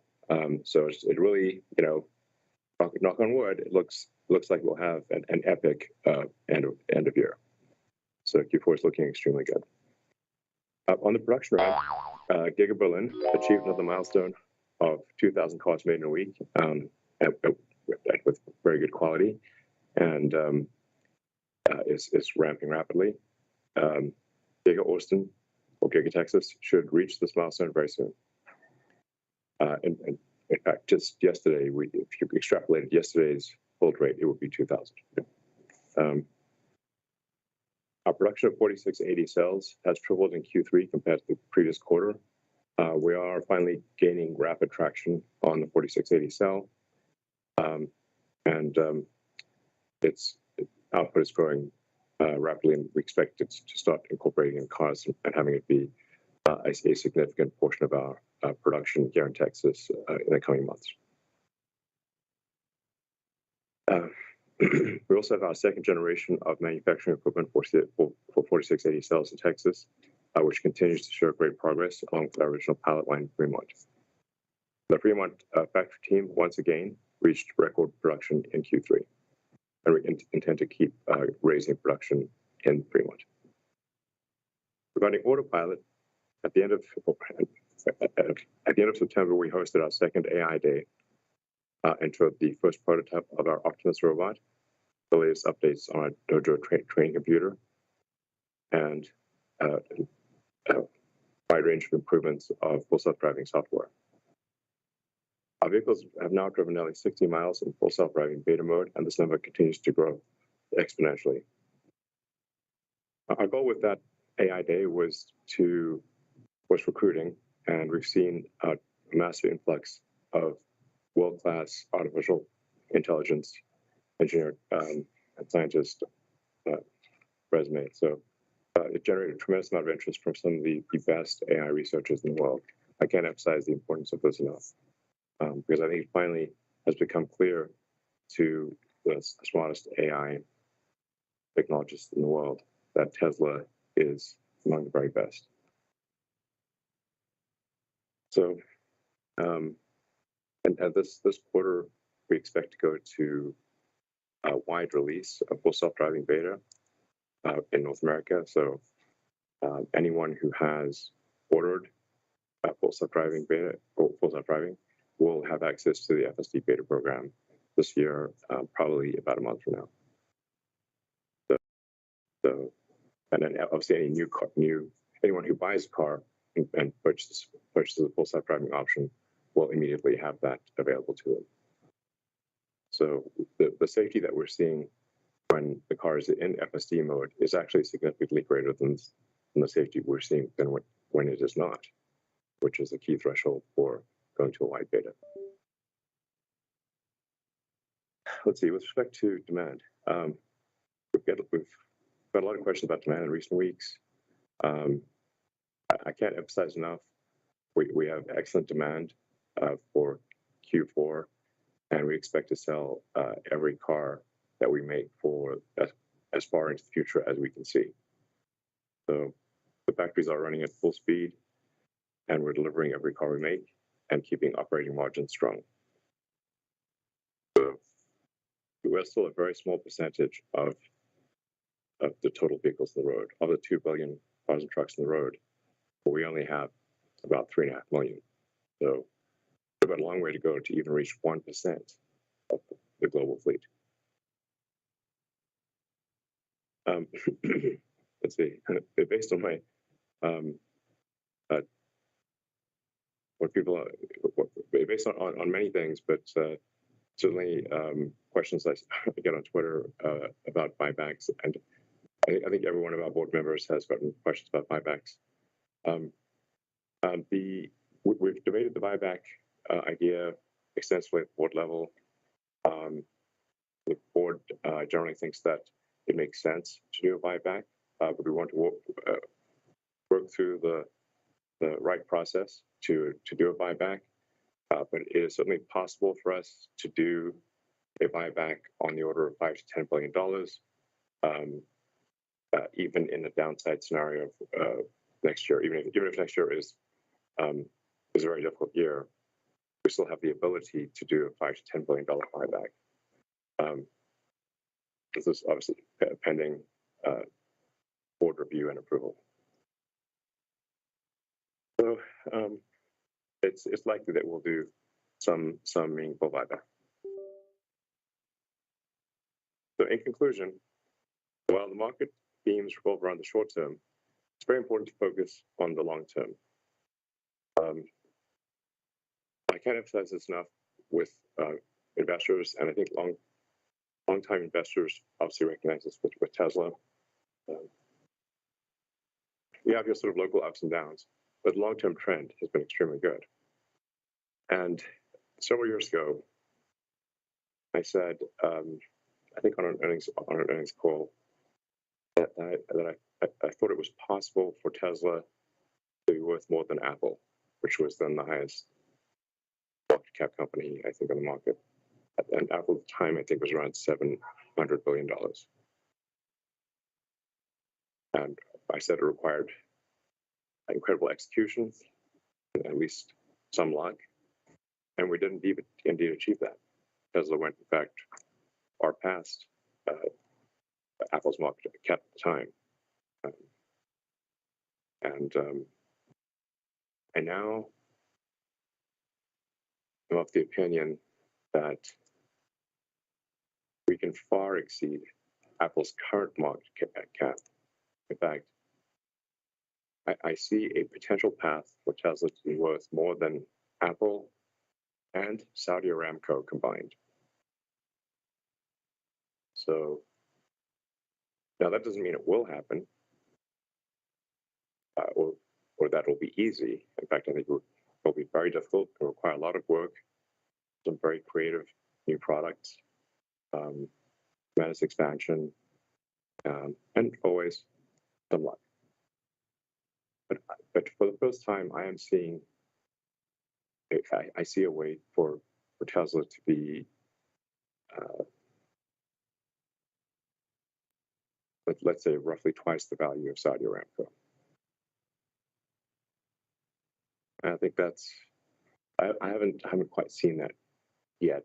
I mean, this is the first time I'm seeing that potential. So, I mean, we have an incredible product portfolio. I think we've got the most exciting product portfolio of any company on earth. Some of which you've heard about, some of which you haven't. We're in the final lap for Cybertruck. We're building the Cybertruck line here at Giga Texas, Austin, and making a lot of progress in the robotaxi platform design. And and then with respect to batteries, we're moving as fast as possible to have to achieve 1,000 gigawatt hours a year of production capacity in the United States. Vertically integrated, so anode, cathode, lithium refining. We're moving at a top speed to do that. So I think it's an incredibly exciting future, and really an unprecedented future. But none of this would be possible without the incredible team that we have here at Tesla. So I'd like to give a huge shout out to all of our factory employees, engineers, executives, and the whole Tesla team. You guys rock. You're the ones making it happen. Thank you. Thank you, everyone. Thank you very much. And Zach has some opening remarks as well. Yeah, thanks, Martin. Just to continue on Elon's theme, I just want to thank and congratulate the Tesla team for achieving record vehicle deliveries, production, and storage deployments in the third quarter. On automotive profitability, our GAAP operating margin was 17.2%, with automotive gross margin at 27.9%. Operating margin is one of our best yet, with improvements in operating leverage. However, Austin and Berlin ramp costs weighed on our margins, particularly if you compare it to Q1. Removing regulatory credits and Austin and Berlin, our operating margins would have been our strongest yet, and auto gross margin would have been nearly 30%. Note that while small and growing, each car we build in Austin and Berlin is contributing positively to profitability. We also continue to experience margin headwinds associated with macroeconomic conditions, as we've discussed at length on prior calls. In particular, raw materials, logistics, and foreign exchange was a big part of this past quarter. On energy profitability, we achieved our strongest gross profit yet for this business, driven primarily by record volumes of our Megapack and Firewall products. Our free cash flows were also a record, despite an increase in cars in transit at the end of the quarter, which has a negative impact on working capital. Specifically on cars in transit, as noted in our press release on October 2nd, we've started to experience limits on outbound logistics capacity, which we didn't anticipate. This issue is particularly present for ships from Shanghai to Europe and local trucking within certain parts of the US and Europe. Our historical operating pattern of batch building by delivery region leads to extreme concentrations of outbound logistics needs in the final weeks of each quarter. Just to put this in perspective, roughly 2/3 of our Q3 deliveries occurred in September and 1/3 in the final 2 weeks. As a result, we've begun to smooth regional builds throughout the quarter to reduce our peak needs for outbound logistics. We expect this to simplify our operations, reduce costs, and improve the experience of our customers. As we look ahead, our plans show that we're on track for the 50% annual growth in production this year, although we are tracking supply chain risks which are beyond our control. On the delivery side, we do expect to be just under 50% growth due to an increase in the cars in transit at the end of the year, as noted just above. This means that, again, you should expect a gap between production and deliveries in Q4, and those cars in transit will be delivered shortly to their customers upon arrival to their destination in Q1. Austin and Berlin ramp costs will continue to weigh on margins, although we expect the impact to be less than what we saw in Q3. And as Elon mentioned, we are continuing to build as many cars as possible while also maintaining strong operating margins. Thank you. Thank you very much. And let's go first through the shareholder questions.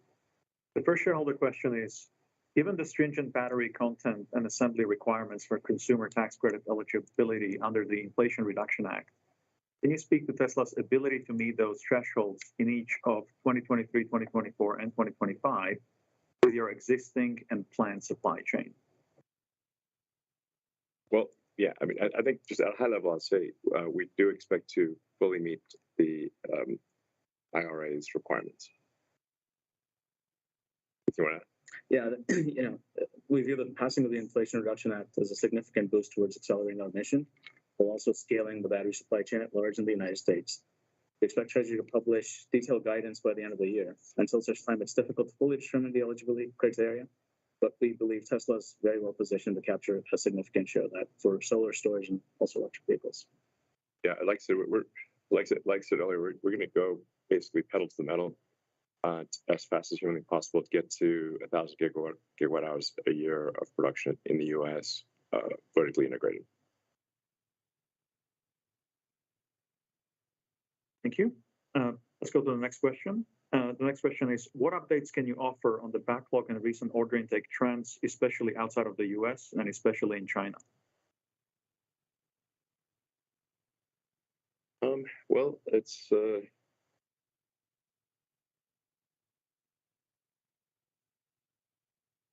there's definitely, China is experiencing a bit of a recession of sorts, which is property market, simply driven by property market mostly. And Europe has a recession of sorts driven by energy. The US actually is in pretty, North America is in pretty good health. Although the Fed is raising interest rates more than they should, but I think they'll eventually realize that and bring it back down again. So, demand is a little harder than it would otherwise be, but as I said earlier, we are extremely confident of a great Q4, and we anticipate continuing to grow our vehicle production, sales deliveries by, on average, 50% a year, as far into the future as we can see.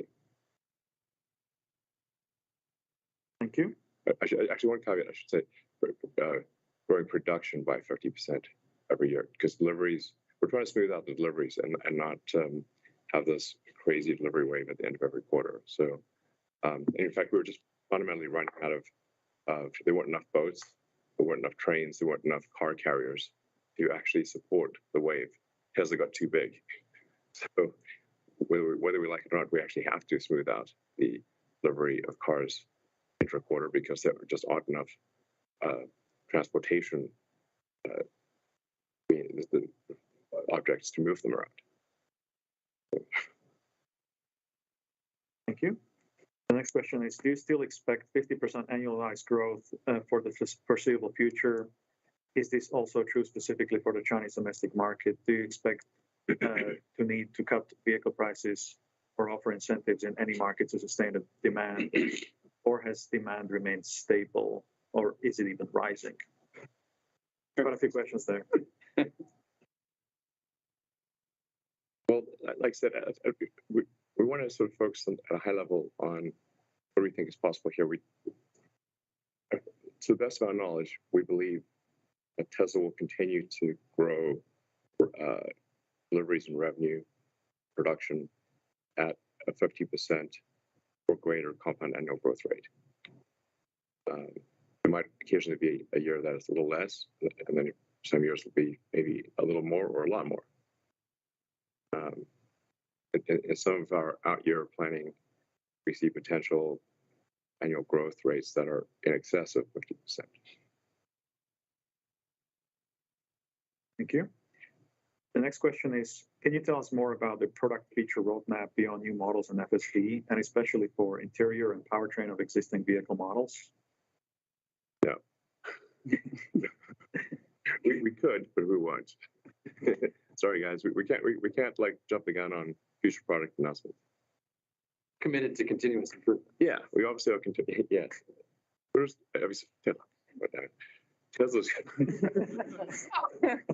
not yet. We'll also be committed to continuous improvement. Yeah, at Tesla, we've always been committed to continuous improvement.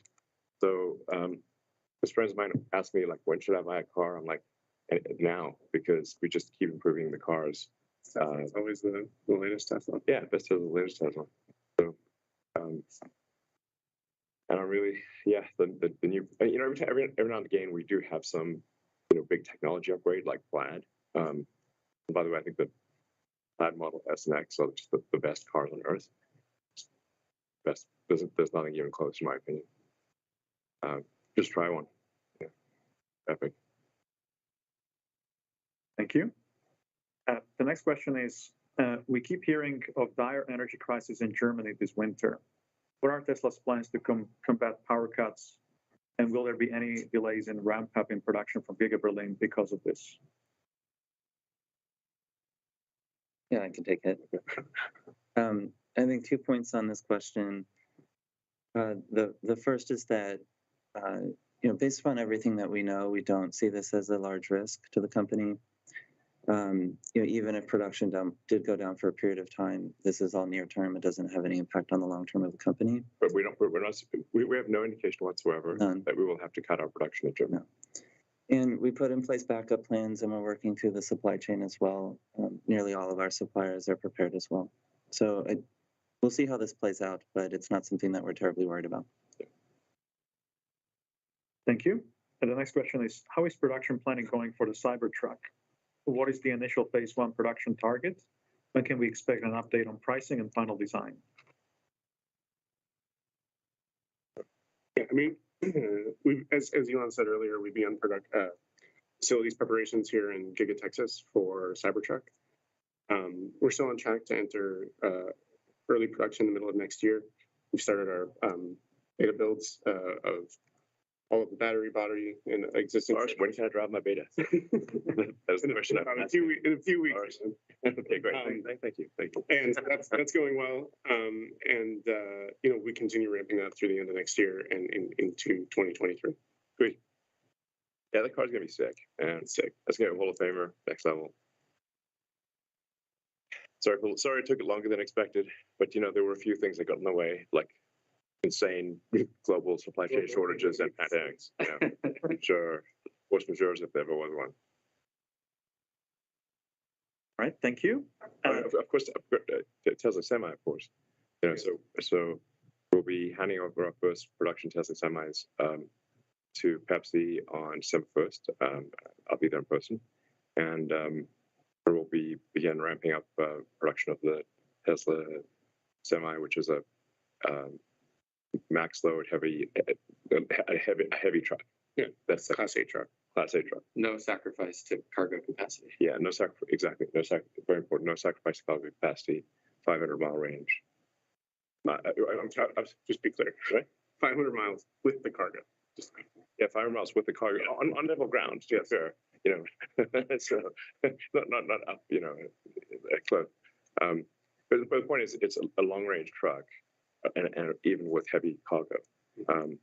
And the number of times people told me, "Oh, you can't. It's impossible to make a long range, heavy duty Class 8 truck." And then I asked, well, what are your assumptions about watt-hour kilogram and watt-hours per mile? And they would look at me with a blank stare and then say hydrogen. I'm like, no, that's not the answer. I was looking for numbers. Literally. That's not a number. That's an element on the periodic table. Anyway, you obviously don't need hydrogen for heavy trucking. That's what we're trying to make here.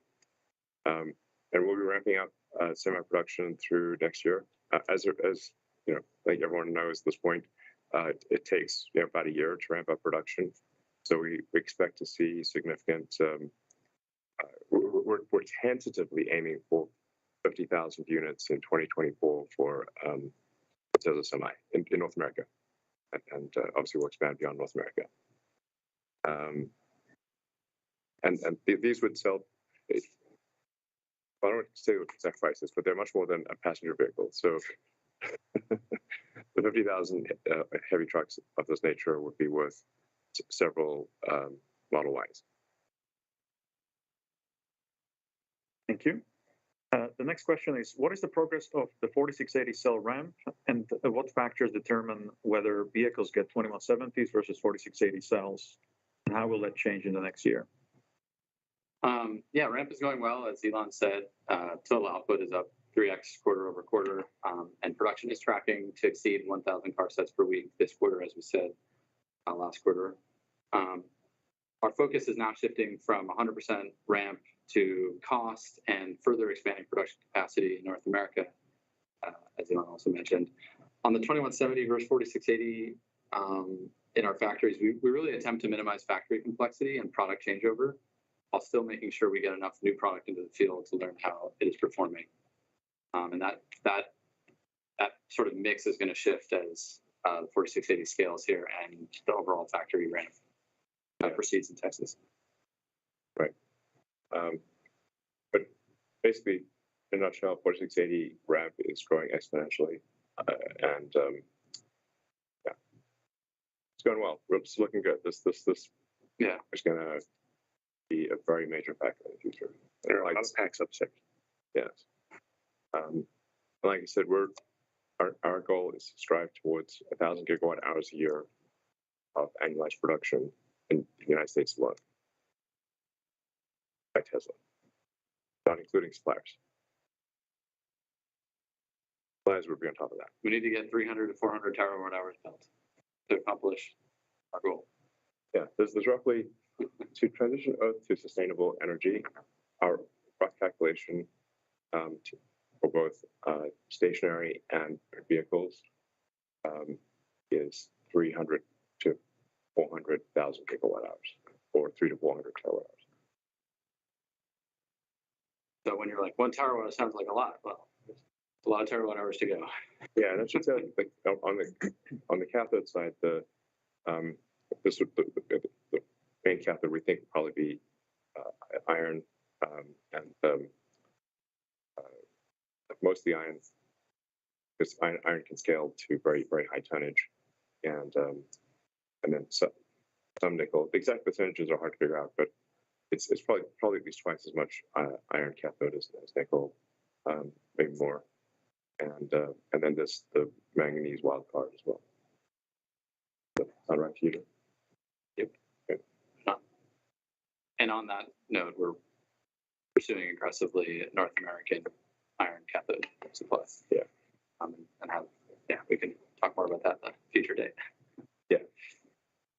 All right, thank you. The next question was on the semi-truck, which we already addressed, so I'm going to skip to the next one. Can you talk about how Tesla could adjust if we were to enter a prolonged recession, including new product prioritization, investment flexibility, new factory versus factory expansion, service support infrastructure, productivity cost measures, and demand stimulation alternatives?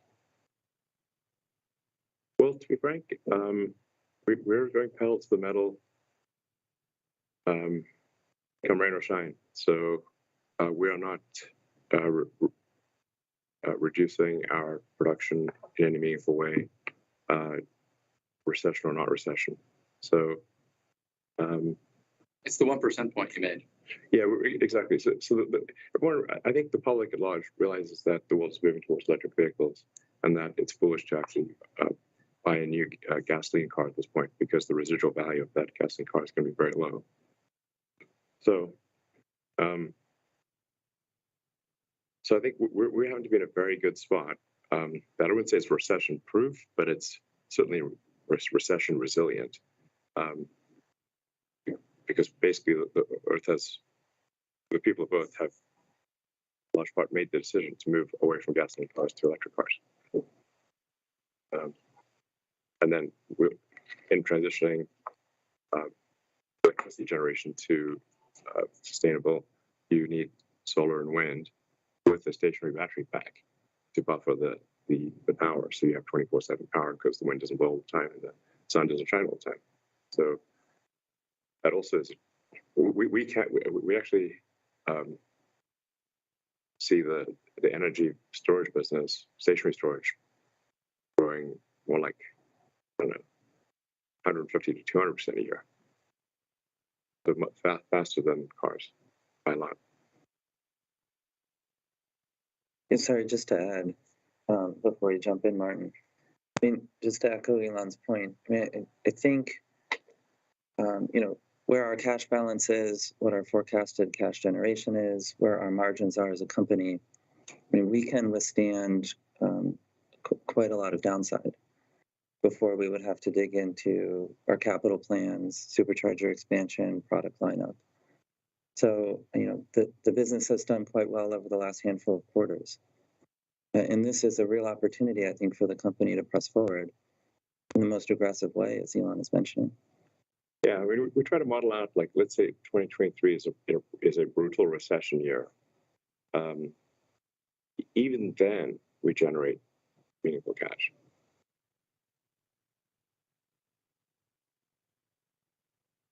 Once you get out of that 2024 plus, it's insane. Great, thank you very much. And let's go to the last investor question, which is, The progression from Tesla's first platform with S and X to the second platform with 3 and Y led to 50% reduction in cost of goods sold. What do you see Tesla's third platform being released, and what level of cost of goods sold reduction could you achieve? Well, we don't talk exact dates, but this is the primary focus of our new vehicle development team, obviously. But yeah, we're at this point, we've done the engineering for Cybertruck and for Semi, and so well, it's obviously you can guess what we're working on, which is the next generation vehicle, which will be probably about half the cost of the 3Y platform. It'll be smaller, to be clear, but it will, I think, swiftly exceed the production of all our other vehicles combined. Yeah, I mean, obviously, we're going to take everything we learned from SX, 3Y, Cybertruck, and Semi and pour it into that platform. But we, as you've said to us many times, we're on a 2-for-1 target. So yeah, that implies that trying to get to that 50% number again. Yeah, that's exactly. It's like what would it take to. That's exactly what Lars describes is what we're trying to figure is how do we make 2 cars for the amount of effort that it currently takes us to make 1 Model 3? Yeah, effort, costs, Yeah, perform, both things efficiency, considered. yeah, all those things. Half the loss, half the cost, half the factory floor space. For twice the output. And we do believe this can be done. Yeah. By the way, I should mention that when I said that probably that I see a path, again, extreme, very difficult path, incredible execution required, massive amount of hard work and some luck to get to where Tesla is worth as much as Apple and Saudi Aramco combined. I wasn't including Optimus.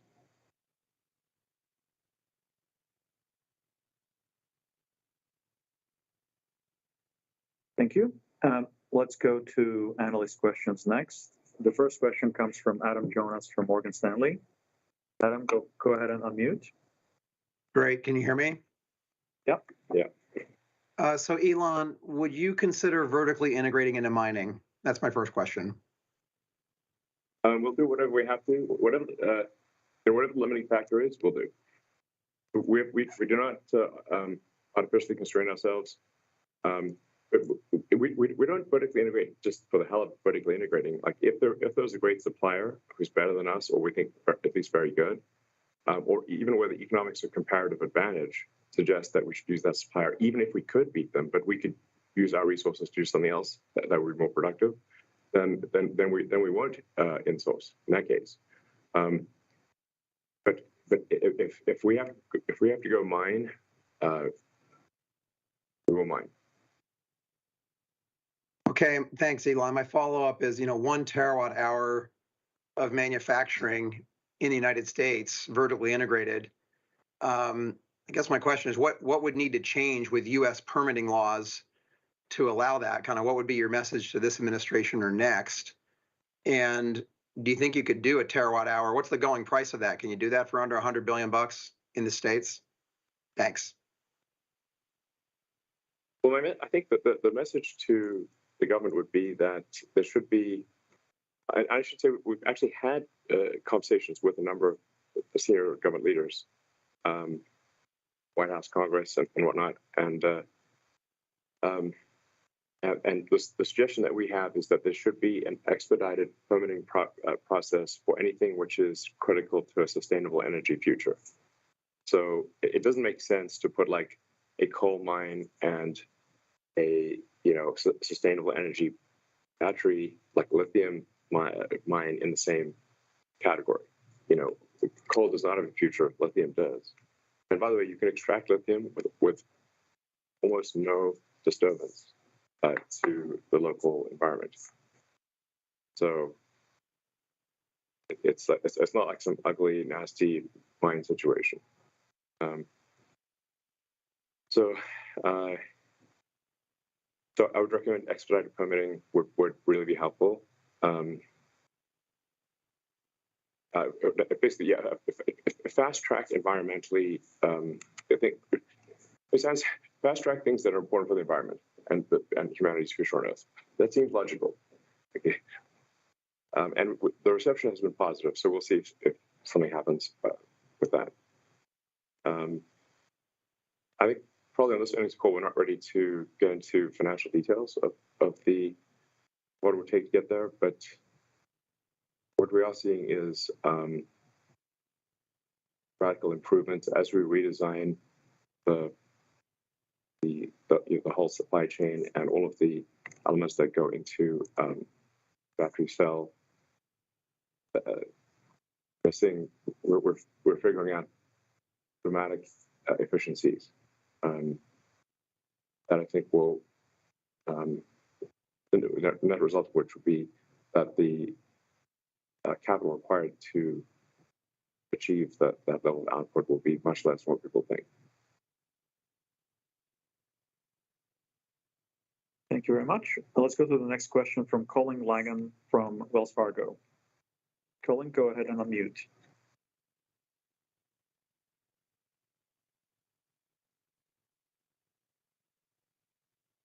Colin, can you click unmute?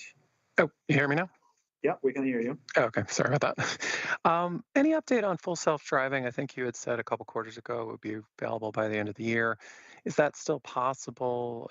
Would it still be like a level 4 or level 5 that you're talking about? And are there any sort of regulatory hurdles you'd have to think about? As I said earlier, we're expecting to release the full self-driving software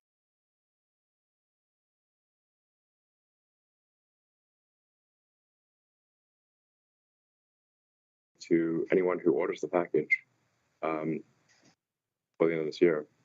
It's a separate matter as to will it have regulatory approval. It won't have regulatory approval at that time, but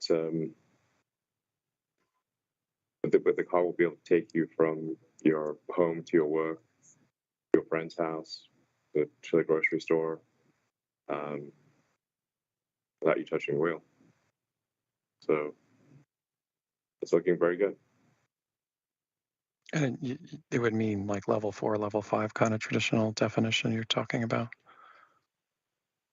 Well, there's a debate as like what are the interventions per mile and all those, maybe the safety interventions per mile. Like we're not saying that that's quite ready to have no one behind the wheel. It's just that you will almost never have to touch the vehicle controls. So like when I came to Giga Texas today from friend's house, I never touched any of the controls all the way in here. And then there is a longer process of like what's called the March of Nines, of like how many nines for reliability do you need before you could really be comfortable saying that the car could drive with no one in it.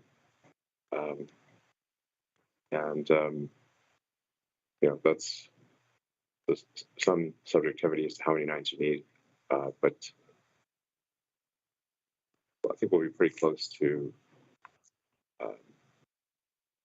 having enough nines that you can have no one in the car by the end of this year, and certainly without question whatsoever in my mind next year. And I think we'll also have enough data next year to be able to show to regulators that the car is safer, much safer than the average human. Got it. And just as a follow-up, you mentioned in the prior questions about IRA. I mean, it sounded like you thought you could get. Can you get all of it? I mean, because my interpretation is like the production credits, battery component credits for buyers seems very likely for you guys. Is the sourcing part of it possible? Because that seems like a pretty tough hurdle given how much has to be sourced from the U.S. Yeah. So we have a cross-functional team that's looking very closely at it. As you mentioned, the sourcing threshold increases by the year. So we're looking at all options and also getting some clarification from Treasury. It's important to say that's only a fraction of the other credits. We do manufacture ourselves in the U.S. We manufacture the modules in the U.S. So that's pretty free and clear. So yes, we feel confident that we'll have a path as these incentives, as the threshold sort of increases by the year. Yeah, we'll meet those thresholds. Thank you. The next question comes from Colin Rush from Oppenheimer. Colin, please go ahead and unmute yourself. Thanks so much, guys. You know, the operating leverage has been pretty impressive here, and I'm curious about areas where you could, you know, invest in an incremental way, whether it's on the R&D side or on the sales side to accelerate growth or cost reduction, or should we be thinking about this level of spend on a go-forward basis and some significant operating leverage as you scale up from here?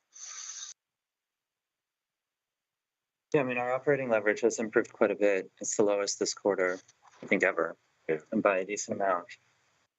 Our OpEx as a percentage of revenue. I mean, our forecast is that it will keep reducing. I mean, I think the way to think about it is, you know, our total amount of operating expenses will slowly tick up as the company grows. It's very hard to keep it flat with the rapid growth of the company, but it's growing much slower. So some amount of growth there, but the top line of the business is growing so quickly. So I think there continues to be enormous opportunity to improve the overhead efficiency of the business, and we're seeing it. Yeah. All right, great, guys. I'll take the rest of that offline. We are in the at least for now quite good position of we're investing in everything we can think of to possibly invest in, and we're still generating cash. So I guess it's a pretty good place to be. Yeah, I mean, how many R&D programs are we running in parallel right now? You know, people don't even know all the R&D stuff we're doing. Oh. You know, they know some of it, but a bunch of it they don't. I also don't think cash is a good gauge of how much R&D you're. No, it isn't. Because this is like this. Like it's not like engineers are they're not generic. And so it's just like, oh, if you spend, you know, 5 billion or 10 billion, that will like that your actual R&D or in terms of useful product ship will be proportionate to that. It's just not true. Engineers aren't coming off some assembly line like, you know, like cookies or something. Until we get Optimus coming. Yeah, Optimus will change things. What matters is where are the most brilliant people working, and Tesla remains the Tesla and SpaceX are two companies where the smartest engineers want to work. I mean, like, we don't have to spend billions of dollars to you know, invest in the future and invent the future. Engineers are also cost conscious, and we don't necessarily just burn money out the window when we're trying to do R&D. So I would stop looking at like R&D as a cash investment for how much we're doing. Like 1 nickel at Tesla is frankly worth an infinite number of dollars of engineers. Well, you can have like almost an infinite number of good engineers. And they would not be able to do what 1 nickel at Tesla could do. You can't make it up in volume. Okay, thank you very much. Let's go to the next question from George at Canaccord. George, hi, good afternoon, and thanks for taking my question. I think it was at your annual shareholders event where Elon mentioned that the prices of many of the materials used in your production have started to come off the boil. You know, if that continues, does that give you an opportunity to adjust prices globally after several increases? Thanks. Well, we're looking at the prices at our prices closely. I mean, obviously, anyone can just Google what the price of, you know, the future price of copper or steel is going to be. It's just like one Google search away. And everyone can see that the commodities on a go-forward basis are on a dropping line. But in electric vehicles, things like battery-grade lithium are still crazy expensive. So we've got a mixture of things where prices are dropping and things where prices are increasing. Yeah, I mean, yeah. Yeah. I would say quarter over quarter, steel, aluminum has dropped anywhere between 17 to 20%. At the same time on the battery side. The cost of shipping has come down tremendously. Yeah. Like last year, the cost of a container on the spot market from Shanghai got as high as $20,000. Wow. And now it's $3,600. It's come back to reality. Yeah. So we're seeing deflation on a lot of commodities, with a few exceptions, as you mentioned, on batteries. There's more deflation than inflation. Definitely. And again, this is publicly available information. Anyone can just Google it. And I think Kathy Wood at ARK Invest is trying to make this point over and over again to the Fed, and the Fed is not listening because they're looking out the rearview mirror instead of looking out the front windshield. Yeah, just add a little bit more context. So, commodity increases were the highest in Q3 that we've seen over the last 2 years. And so, when indexes change, it does take time before they flow through our financials. Yeah, there's latency. This is why I say the Fed's decisions make sense if you're looking out through the rearview mirror, but not if you look out the front windshield. And they should look out the front windshield. Yeah, and so at least of what we know so far, so peak on the commodity side in Q3, I say peak, hopefully it stays the peak. Hopefully it starts to come down. That there is a small amount of reduction that we're seeing going into our Q4 cost structure, from steel and aluminum primarily. But it's less than 10% of the total increases we've seen so far. So, we're optimistic here based upon what we're seeing on the indexes for some of our cost structure, that this will start to come in over time. But I just want to set expectations that there's not some windfall of cost reduction in this space coming in Q4. Maybe some as we go into next year. Yeah, I think we'll probably see some cost reduction in 2023. I'd be surprised if we did not. And just as a follow-up, this is for Elon. With your pending acquisition of Twitter and your stakes in SpaceX and Neuralink and Tesla, how much would the combined companies benefit from operating under a single superstructure, if at all, similar to Google or Alphabet? It's not clear to me what the overlap is. It's not zero, but I think we're reaching. I'm not Warren Buffett. I'm not an investor. I am an engineer and manufacturing person and a technologist. So, I actually work and design and develop products. That's what I do. So it's not we're not going to have a sort of portfolio of investments or whatever. So I don't know. I don't see an obvious sort of where they could get combined under an umbrella, at least right now.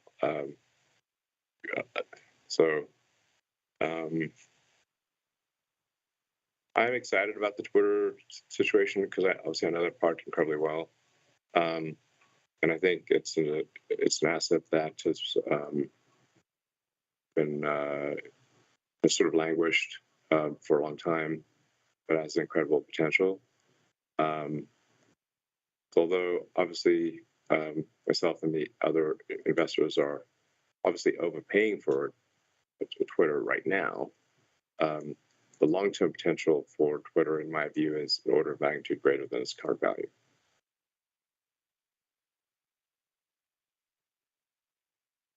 Thank you. Let's go to the next question from Pierre Ferragu from New Street Research. Pierre, go ahead, please, and unmute.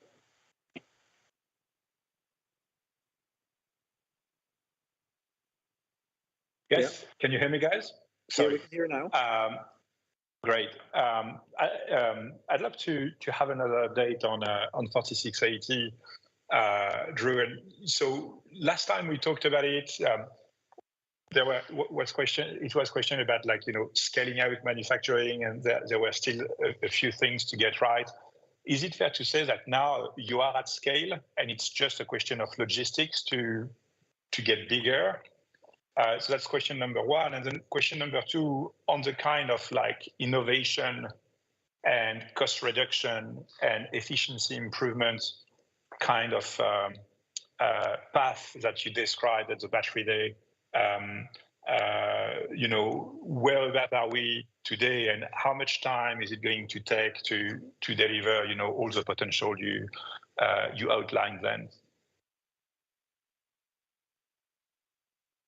Well, I'll take the second question first. At Battery Day, we showed a timeline out to 2026 for all of the ideas we had proposed and had, shared with everybody then. And yeah, I'd be surprised. I think we'll do better than that. Yeah, I mean, but just that's the rough. Just gave you all, like it's on that order. It's not like a month. It's not 6 months. It's years, and we are executing on all of those different ideas pretty aggressively in parallel with the OpEx that some people think isn't enough, but we're getting it done. I mean, I'm not turning down POs, No, yeah, exactly. So yeah, or great talent. Like we find awesome engineers, we bring them into the company, and people shouldn't believe we are turning people away. Yeah, I mean, it's a hard problem, but we're solving it, and I think we still feel confident that the 4680 will be the most competitive battery cell in the world.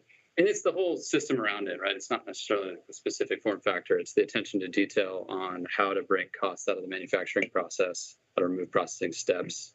And all the way down, from the mine to the cell. Yeah, exactly. Many steps along the way. Yeah, and for those who watch the YouTube videos, like our on-site cathode facility is coming together. Really excited about that, which is a part of the plan that we discussed on Battery Day. Yeah, we're also building a lithium refinery in Corpus Christi. Yeah. So we're making putting our money where our mouths are and all the various efforts that we discussed on Battery Day. On the technical challenges and the ramp question, which is your first question on 4680. Look, no ramp is ever easy, even at the end when you're 80% to the end. Like it's still very challenging to get to the end, and that sort of leaning out of yield, the final cycle time, to achieve target. You mentioned logistics. It's not something that we're specifically focused on, I guess, but eventually could be a problem as we're talking about hundreds of gigawatt hours at different sites across the United States. But I would never sit here and say we have no challenges remaining, but we've made a lot of progress reducing technical risk in many areas. Cycle times have dramatically improved. Yield has dramatically improved. And just walking the line here in Texas, like Martin was walking it yesterday, made some comments to me. You really see the acceleration around you. And we've made a ton of simplifications moving from the Fremont factory to Texas, and it's coming to play in speed of ramp here. And of course that's on one line of many here in Texas. So it's not like factory to factory. It's a multiplication of both simplicity and scale. So yeah, we're excited about where it's headed. Yeah, and I think once we are fully integrated, I think we still do see a path to hold a roughly $70 kilowatt hour cell. So $70 per kilowatt hour cell. Yeah. Before any incentive. Before incentive. Yeah. Yep. Thank you. And the next question comes from Tony Sacconaghi from Bernstein. Tony, go ahead and unmute yourself, please. Yes, thank you. I just wanted to follow up on the 4680 cells and where we are seeing them deployed today. So are those in the semis that are being delivered on December 1st? Are we seeing them in Model Ys that are being produced out of Austin? And do you anticipate 4680 being a gating factor for Cybertruck ramp later this year? And how do you balance the need for 4680 across semi, Cybertruck, and potentially Model Y in 2023? And I have a follow-up, please. Wow. Okay. Well, a semi doesn't use 4680s. Yeah. Yes. Yeah. So we are making Model Ys. Some of the Model Ys coming out of Giga Texas are 4680. And I think, Drew, the car you drive around is 4680. Yep. Model Y. 10,000 miles. 10,000 miles. Yeah, it's pretty good. No problems yet. Yeah. Structural pack. structural pack. Yeah. So,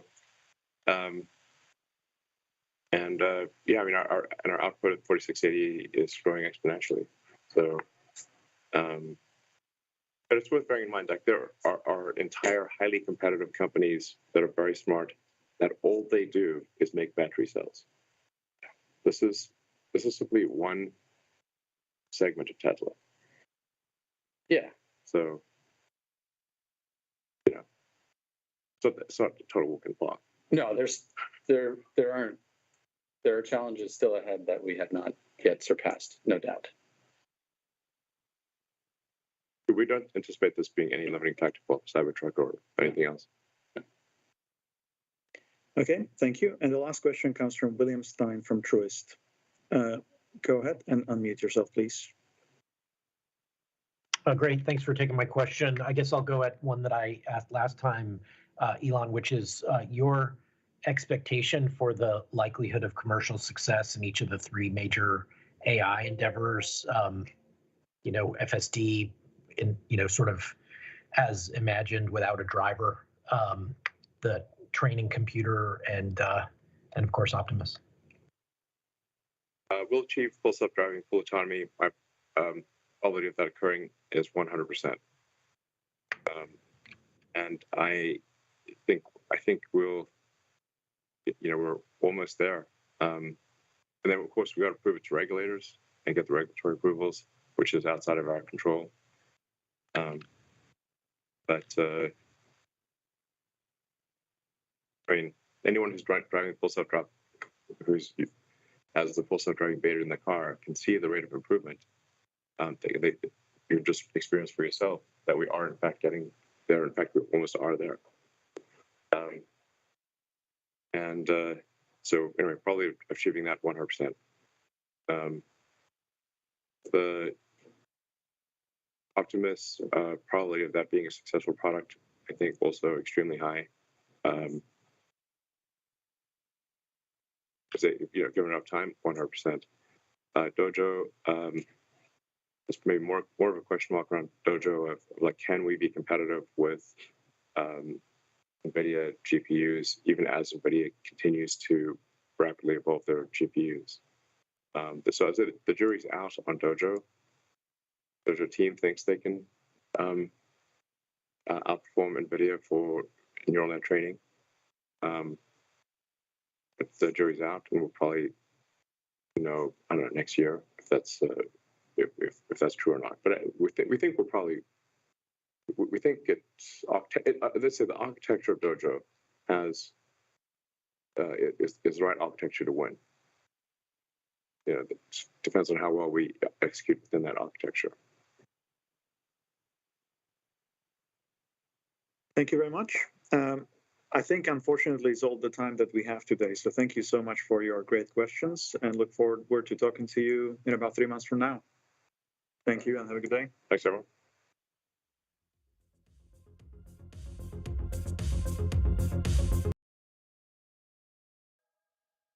Okay, so yeah, that seems that investor call is wrapped up. So a lot of nuggets there, right? A lot of items. I know everybody is more than likely fairly sleepy at this point, but there were a ton of nuggets revealed in terms of what's going to end up happening, the future, in terms of, and primarily looking at the battery technology. There was a question about whether Tesla would go directly into mining and just start mining their own lithium.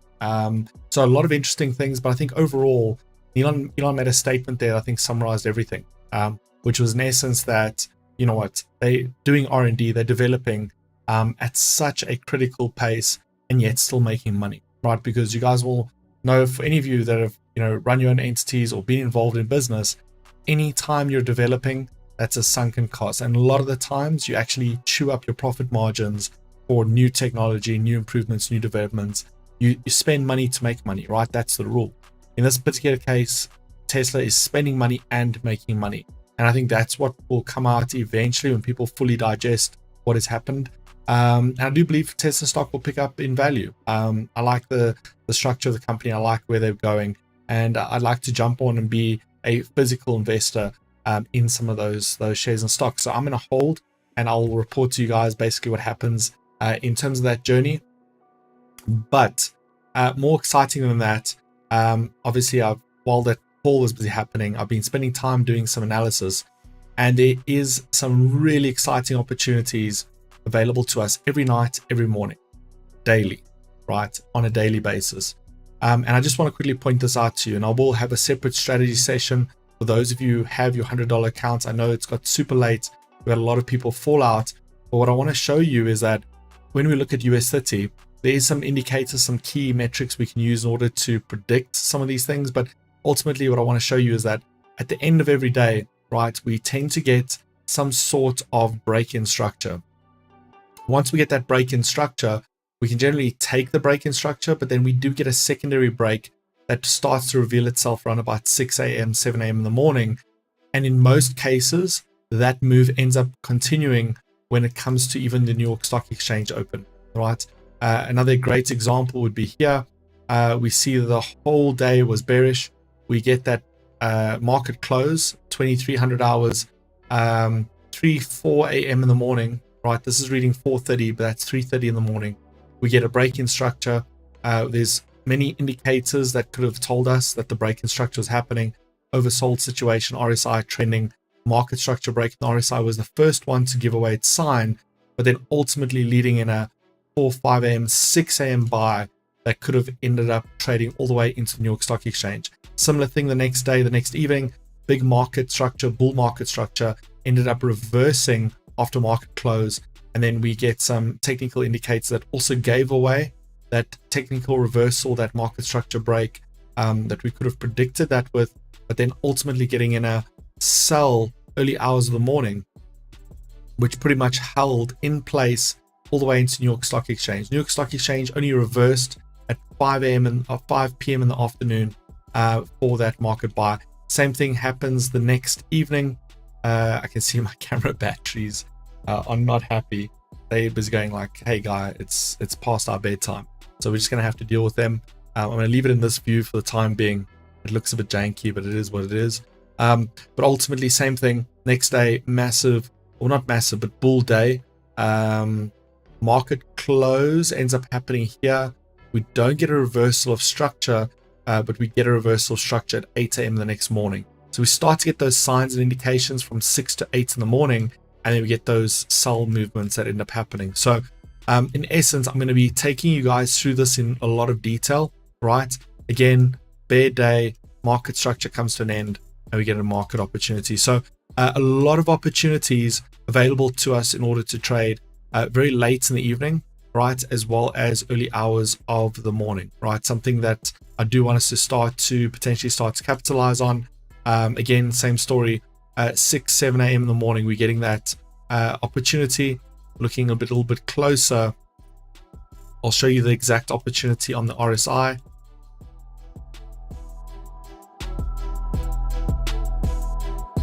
Right, so there's the RSI giving that initial breakout that's already happening at 5:30, comes back down for that retest, and then we see that push up, and essentially it's a secondary opportunity really.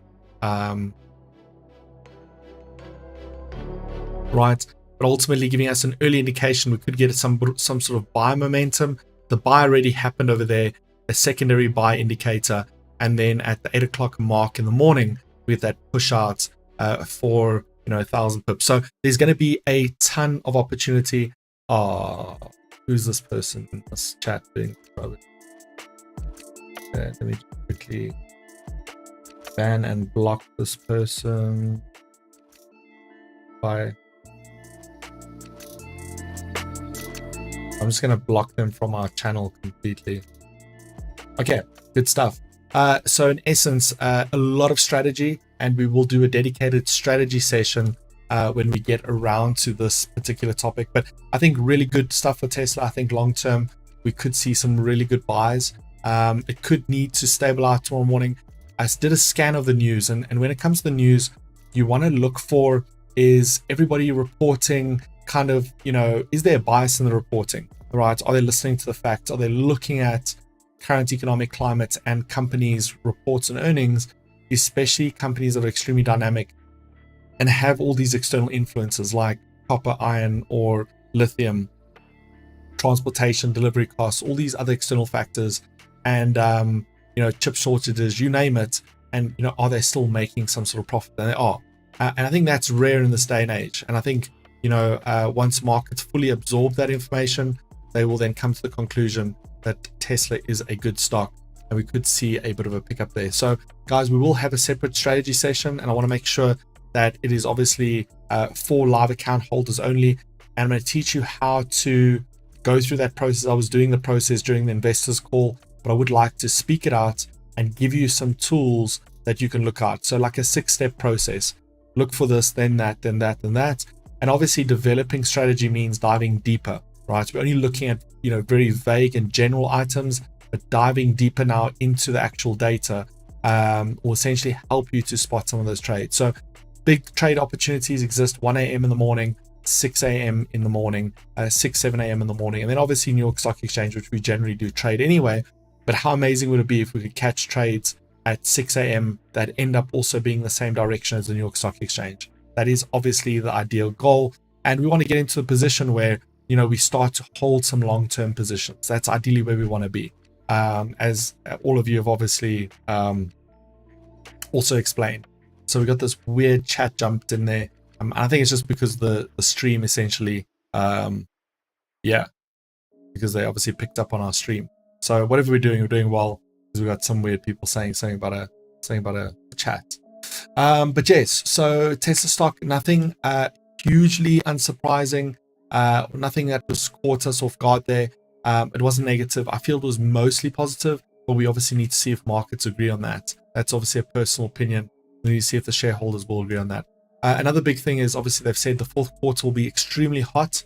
So meaning we want to pay attention to that fourth quarter and talking about a $5 to $10 billion buyback deal. And that basically just means that Tesla will buy back some of their own stock from markets and shareholders. Again, there is a little bit of a darker side to these buybacks. And I will definitely let you guys know about this. Just remind me about that.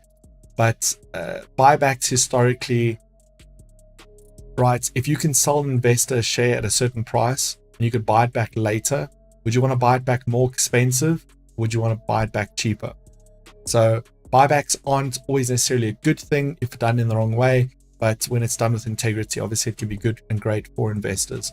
To see that Tesla physically wants to own more of their own shares as opposed to obviously distributing and selling them out. So there's a lot of information we will obviously break down, but we will start to have dedicated strategy sessions. Now, strategy sessions, we are going to limit to a slightly higher tier from an account perspective. So it might not be only $100 accounts. We might only start from around about $500 or $1,000, because again, this is imparting super critical information that we part of the Pro Academy. So remember, we've got beginners, we're going to have intermediate, we're going to have pro. So part of strategy development and strategy and rolling out strategies is essentially what I'm going to be teaching about. And that's going to be part of the Pro Academy. It's not in the Intermediate Academy. And it's obviously quite detailed. It means it helps you to build your own strategy and what that looks like. This is obviously just the technical side. There comes the psychological side, what type of instruments work for you. There's a whole bunch of other things that are involved in that, but that's something we will be sharing. So yeah, you obviously just want to make sure, don't get surprised if the $100 threshold is not enough, because I do believe this is something that needs to and requires slightly bigger accounts to take full benefits of. But outside of that, guys, it is super late. I'm supposed to be up in about 2 hours or so to start the pounds for breakfast preps. So we'll see how that goes. But anyways, if you did manage to stay all the way, I can still see we still have a ton of people with us. If you did manage to stay through all the way, massive congratulations on that. We will obviously do a recap tomorrow on this, but we want to do more of these trade-a-thons. We want to do more extended sessions where we don't have somebody talking and we just delayed, more in terms of actual analysis and building out strategies together and making sure we are in a position to learn and grow from each other. That's obviously the biggest objective that we want to set out there, and essentially create a trading community. That's what it's all about. So I see everybody's still awake. Thank goodness people didn't leave their YouTube on play and pass out. So thank you. You guys are absolute MVTs, most valued traders. You guys are all absolute legends.